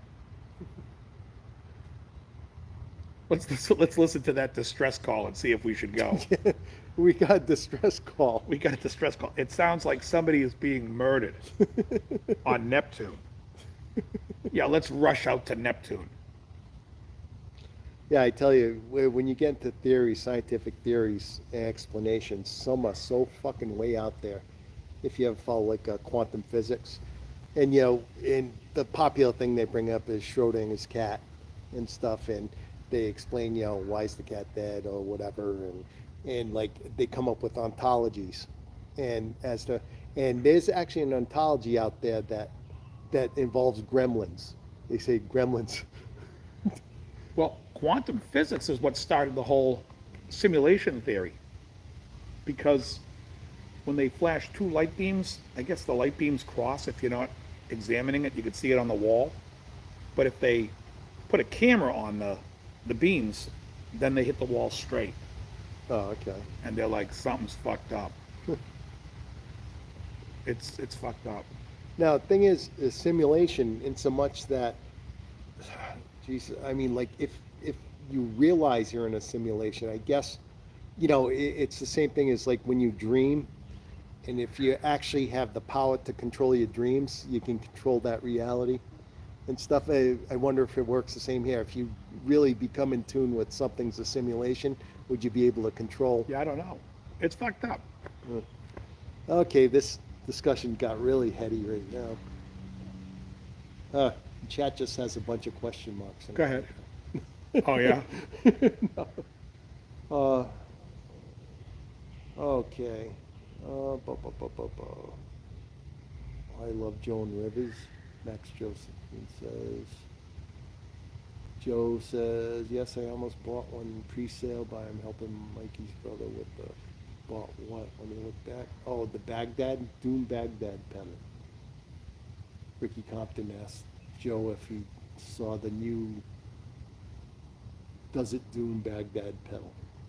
Never heard of it. Stephen Frazier, I don't know if he's okay, he wants to know what nylon string acoustic would you recommend?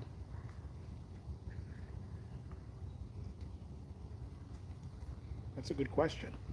Cordoba is a decent brand. The Chrysler Cordoba with Which rich Corinthian leather. I mean, it depends. I'm not a big nylon string guy. I don't really care for them. But, I mean, you can get anything anything that's decent. You'd have to play them and see what you like. Now, didn't Bingham work for Cordoba? Yeah. Yeah, okay. I thought that sounded familiar. Yeah, they bought Guild. Oddly enough, the guy who runs Cordoba was the guy who runs Fender's son. What was the guy who ran Fender and they booted him out? Oh, fuck. I won that bet too. I said that guy would never fill out his 5 years at Fender. He was the Guitar Center guy. Yeah, I'm not going to know. He was the CEO of Guitar Center for years. Then they gave him a 5-year stint at Fender, and I was like, no way he lasts. They booted him.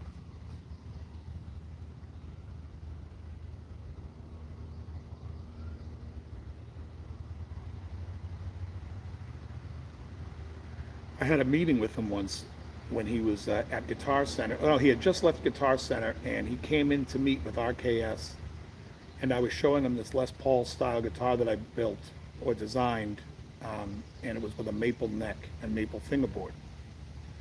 And he was like, Gibson tried doing that with maple, and it was really not. I go, first of all, Gibson did it without letting anybody even know.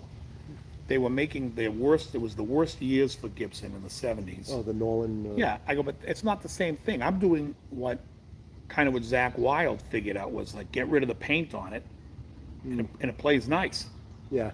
And to use it like that. And then also the radius, and I had different things going on with it, but I don't like the glossy necks with the lacquer and stuff.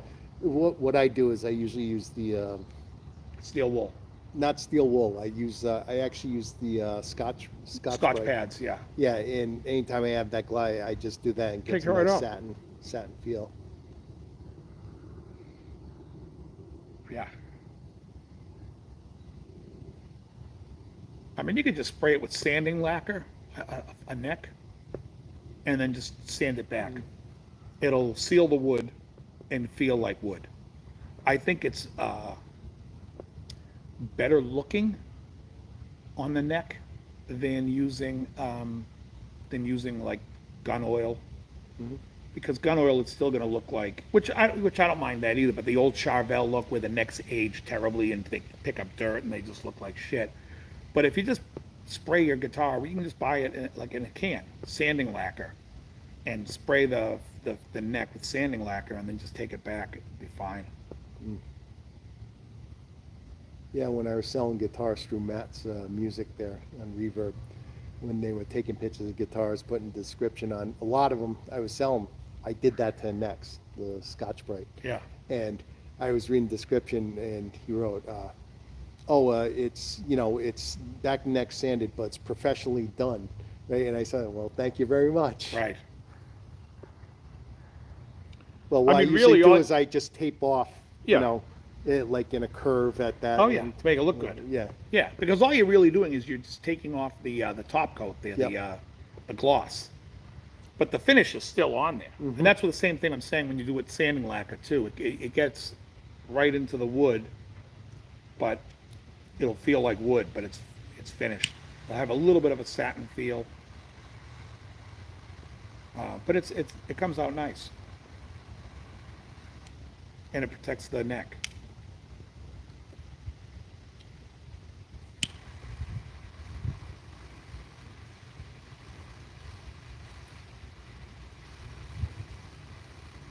Well, after a Rorschach, I may try a Hotsy Totsy. Deborah Lee Scott. Yeah.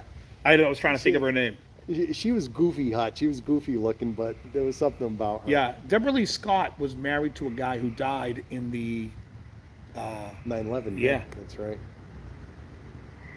I think guess that had to do with her dying young too. Probably. well, she died young, but after that. Yeah, after that, but apparently her life really went downhill. Yeah, after that's a that. fucking awful thing to lose your husband. I think he was a firefighter. Yeah, I remember she was on the Pyramid show, and her shirt was unbuttoned, and she wasn't wearing a bra, and she popped out. I love the old Pyramid. The new ones aren't bad with Yeah. Michael Strahan, but they're not as. I mean, I didn't even realize Strahan was doing the Pyramid now.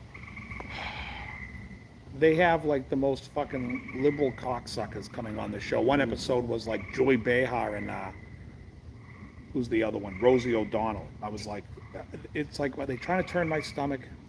Well, Rosie's not really a liberal. She's like almost a libertarian type thing.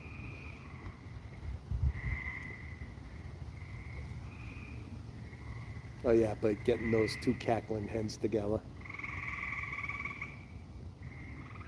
There we go.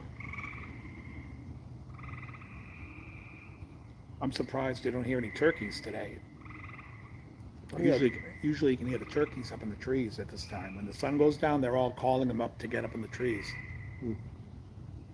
Now that's something in the last 20 years. It's like Oh, yeah. turkeys have just come back because I remember like back in the 90s and before, I'm riding my bike and scared the shit out of me. Big ass fucking bird just comes out in the woods right in front of me. It's like a fucking turkey. Oh, wow, I don't see those. Then fast forward some years and stuff. I just got this car in 2017. I'm driving home. Whole bunch of them crossing the road there. I Yeah. almost freaking nailed them. They're everywhere now.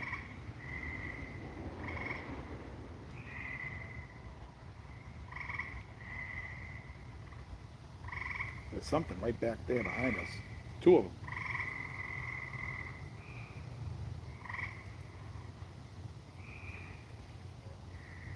Sounds like that dinosaur that got Newman in fucking Jurassic Park.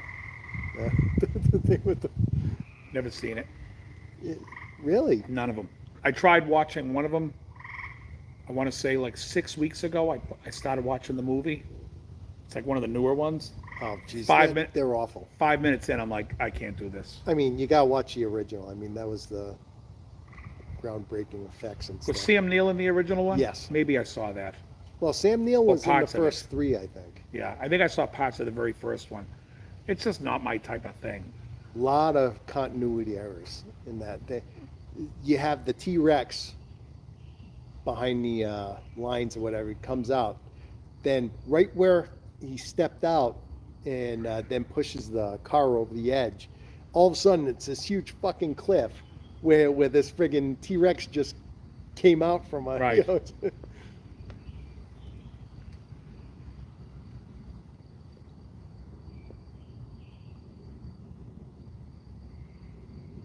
Yeah, Sam Jackson was in there. Whatever this one was, I can't remember who the actor was. Chris Pratt? Yeah, well, oh, yeah, The Lost World. Couldn't watch it. Yeah, they're Like they're I not said, good. 5 minutes in, I'm like, I'm done. There was something I wanted to watch. I was looking for Kolchak. I couldn't find it yet, but I'll find it. Night Stalker. Used to watch it all the time. Used to come on. I want to say it was 11:30 on Friday nights on CBS.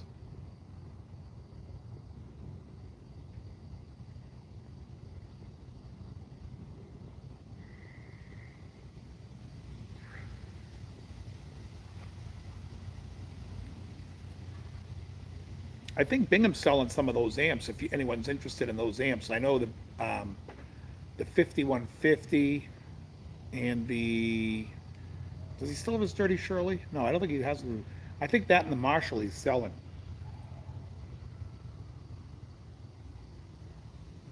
I know he likes his 11 rack. Oh yeah, I tell you, end of 2018, I've used those in the studio. Those are great. they were clearing them out. I got mine for $199. Yeah, that's a great. brand new. I think that's what Bingham got his for. Yeah. You know, it's like maybe I don't need this, but I got to buy it on principle. Back in the day, like in the late 90s, I was using a Sands amp, rack mount Sands amp. That was like the best sounding, most real sounding amp going right direct in. That was fucking great. Yeah, I've got the pedal. Yeah, but this was the rack. I've never used the pedal. But I like the fact that you can throw in your gig bag and in pinch you just Yeah. run through the mixing board.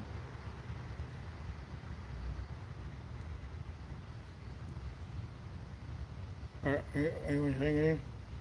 Let's see. Well, it looks a lot brighter than it is.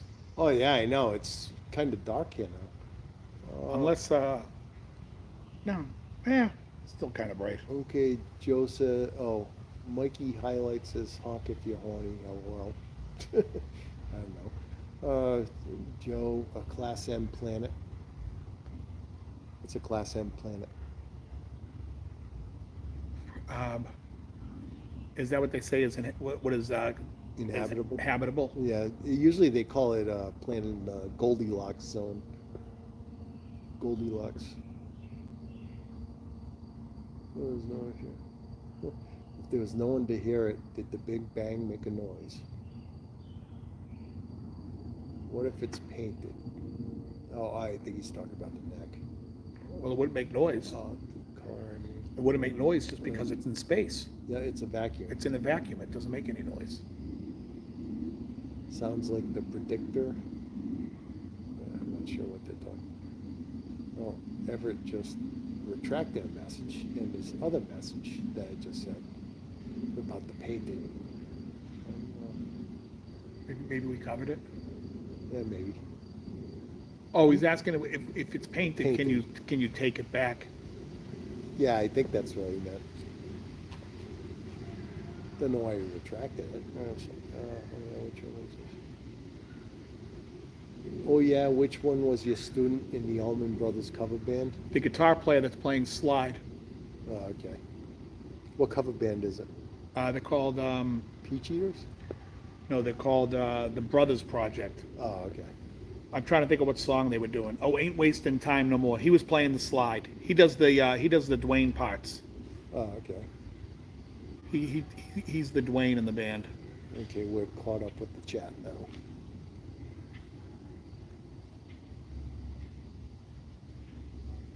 I think if you look at the stage, he's like second to the left.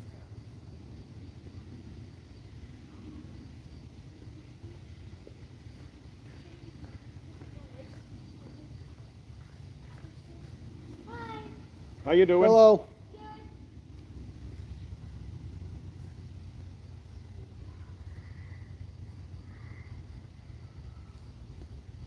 The neighborhood ragscallions. Well, they look like they have a wiffle ball bat. They must have been playing wiffle ball with the neighbors. We used to play All wiffle. three of them have wiffle ball bats. We used to play wiffle ball all the time when we were adults, like in high school and as adults. My friend Steve had a little hockey rink he made up in the off. When he didn't ice it up, we made a wiffle ball. Oh, that's hilarious. My brother, he was left-handed. He'd do a submariner pitch, and he could skim the tops of the grass, and it would rise up in a strike zone at a high rate of speed, trying to hit that friggin' thing. He's lefty? Yep. I'm a lefty. I just don't play guitar lefty. Yeah, he plays right-handed. When he batted right-handed when he was in Babe Ruth. Bingham too. Bingham's a lefty, Yeah. and Bingham plays righty. Well, that's the advice. If you're left-handed, learn to play right, because you're starting off at ground zero. You know, Well, it's playing really what's guitar. come. So my guitar teacher, when I was a kid, put the guitar in my hand and he handed it to me like lefty, and I said, I can't play the guitar like this. I have to hold it like this. Yeah. He was like, okay, well you're gonna play righty. I said, I don't care what you call it, Yeah, Tony Iommi was left-handed too. but he plays Yeah, but lefty. he plays left-handed, yeah. Oh, Joe Perry was left-handed. He plays right-handed. Go, go, go, go, go, go, go, go, go, go, go, go, go, go, go. Heard that yesterday. Somebody say you will.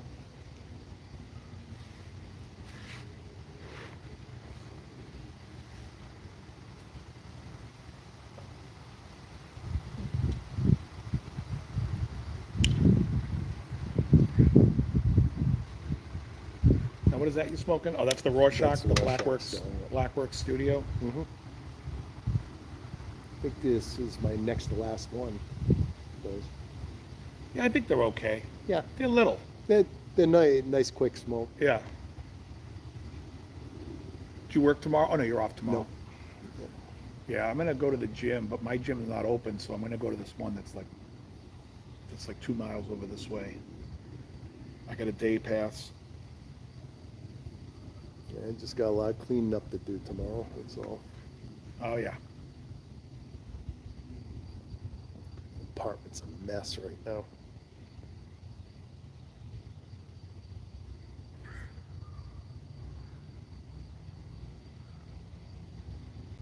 So yeah, I have a commercial microwave oven that I use. It's the one you close the door, turn the dial. That's it. I like the simplicity. Yeah. But it's like 7 years old, and it's making a couple crackling sounds because that little plastic sheet is coming off on the inside of the thing. So when it's hitting that screen, whatever, a little moisture gets there, it crackles a little bit.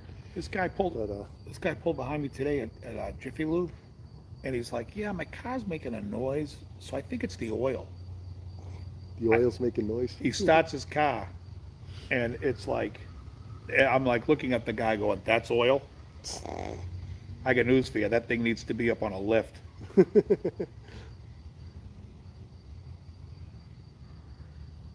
So what I did is I took my brother's Emerson microwave, Oh, which nice. has a smaller footprint Nice. in my kitchen. So I'm putting the industrial one out on the porch for now.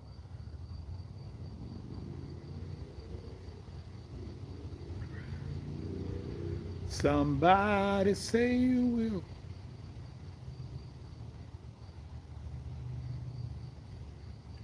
I don't think I need sunglasses anymore. Mine are prescription, so that's all I can Yeah. see until I get my glasses, which are in my car right there. How long have we been on this thing? Oh, geez. When did we start? Does it say like? No, it It's, doesn't say. it should say I think you have to tap the screen. No, the where we are. live. Okay, it's No. let me just do this and look at the. It is, holy crap! I'm looking at 2 hours and 40 minutes. Wow. Time flies.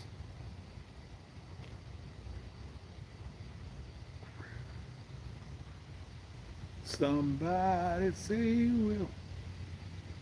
What's everybody doing tomorrow? Anything? Any great plans? Barbecue plans? It's gonna be cooler. Well, here. And I think I'm going to get my cooking done for the week tomorrow too.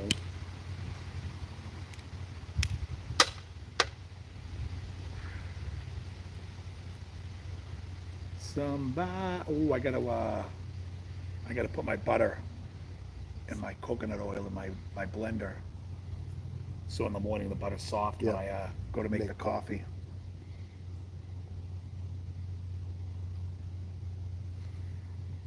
Ugh.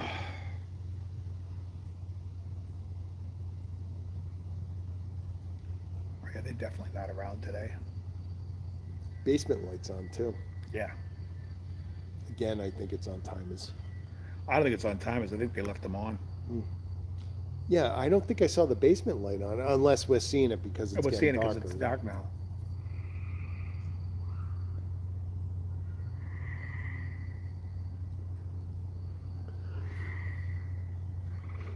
I think his mom and dad live in down the Cape. Well, they have a Cape house, and they probably came out to it this weekend.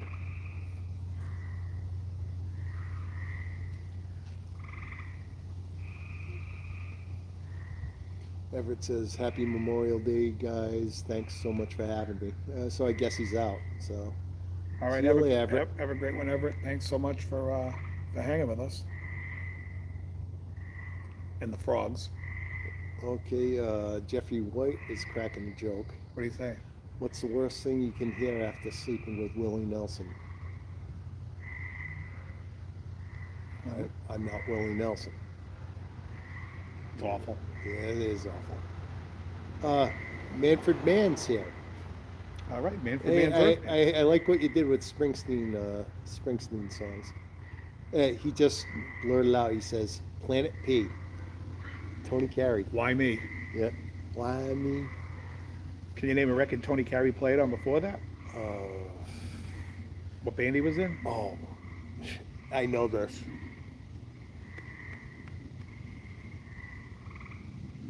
I'm not sure I know which album he's on, but I know what band he was in. Well, I remember. I remember he had his solo career after that too. Well, after The Planet One P Fine Project. Day. Yeah, One Fine Day. It's a fine, fine day for a reunion. What band was it? He played keyboards at Rainbow. Oh, okay.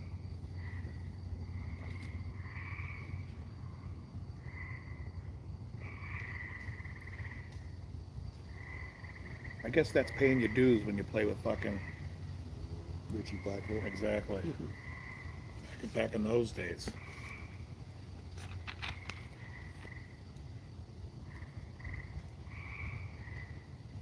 Yeah, it's a song you don't hear on the oldies station, Planet P. It's a great song. Mm. Why me? Wham, wham, wham, wham. Right there. I haven't been here since 2010. Why me? That's 2010? And for those who don't know, Sirius has a free weekend going on right now. So if you have anything that receives Sirius satellite, like my car, They offered me $5 a month. I said no. so yeah. Well, my problem is that I have a problem with it cutting out all the time. The weak Yeah. signal keeps on popping up. Yeah, it happens a lot. I listen to Spotify in my car now, right off my phone. Yeah, I've done that. I've got my flash drive too.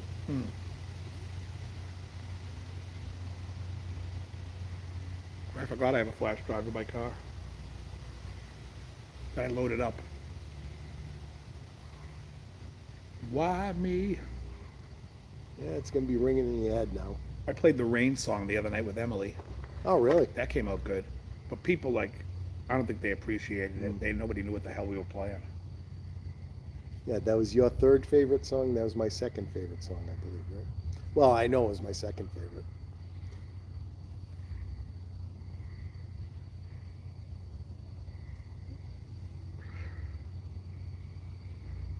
I'm gonna put my glasses on. Take off my sunglasses now that it's dark. Let me put some lights on here too. Yeah. Why me?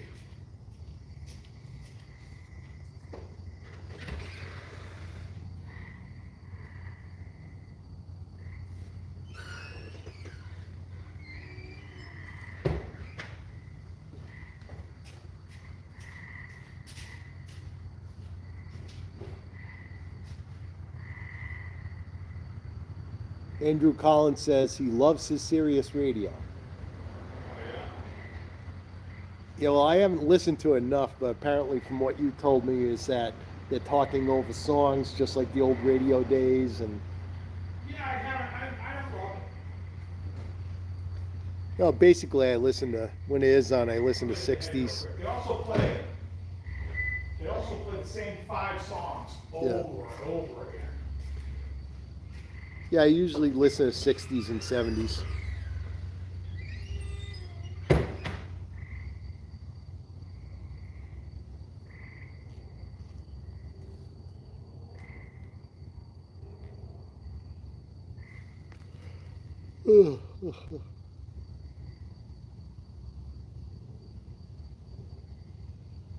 We've been going for 3 hours and 7 minutes. When I said 240 earlier, I didn't slide the slider over far enough. Well, that's a quick 3 hours.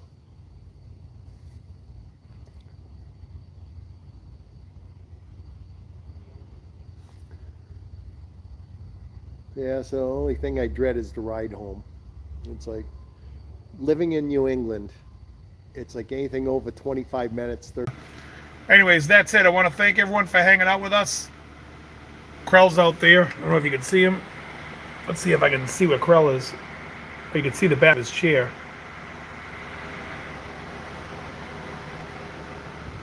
Anyways, I want to thank everyone for hanging out with us today. And we're going to call it a show. Thank you all so much. Let me just see if there's any chat here besides me. Okay, good. All right, anyway, the phone died. Oh, here we go. Hilarious. All right, guys, thanks so much for hanging out with us, and I'll see you guys.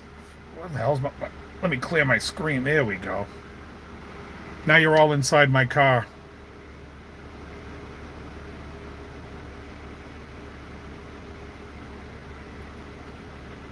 My music kick on too? Anyways, thanks so much for hanging out with us, and we'll see you guys again Wednesday night. Have a safe holiday tomorrow. Everyone be safe, be good, and if you can't be good, be careful. All right, very good.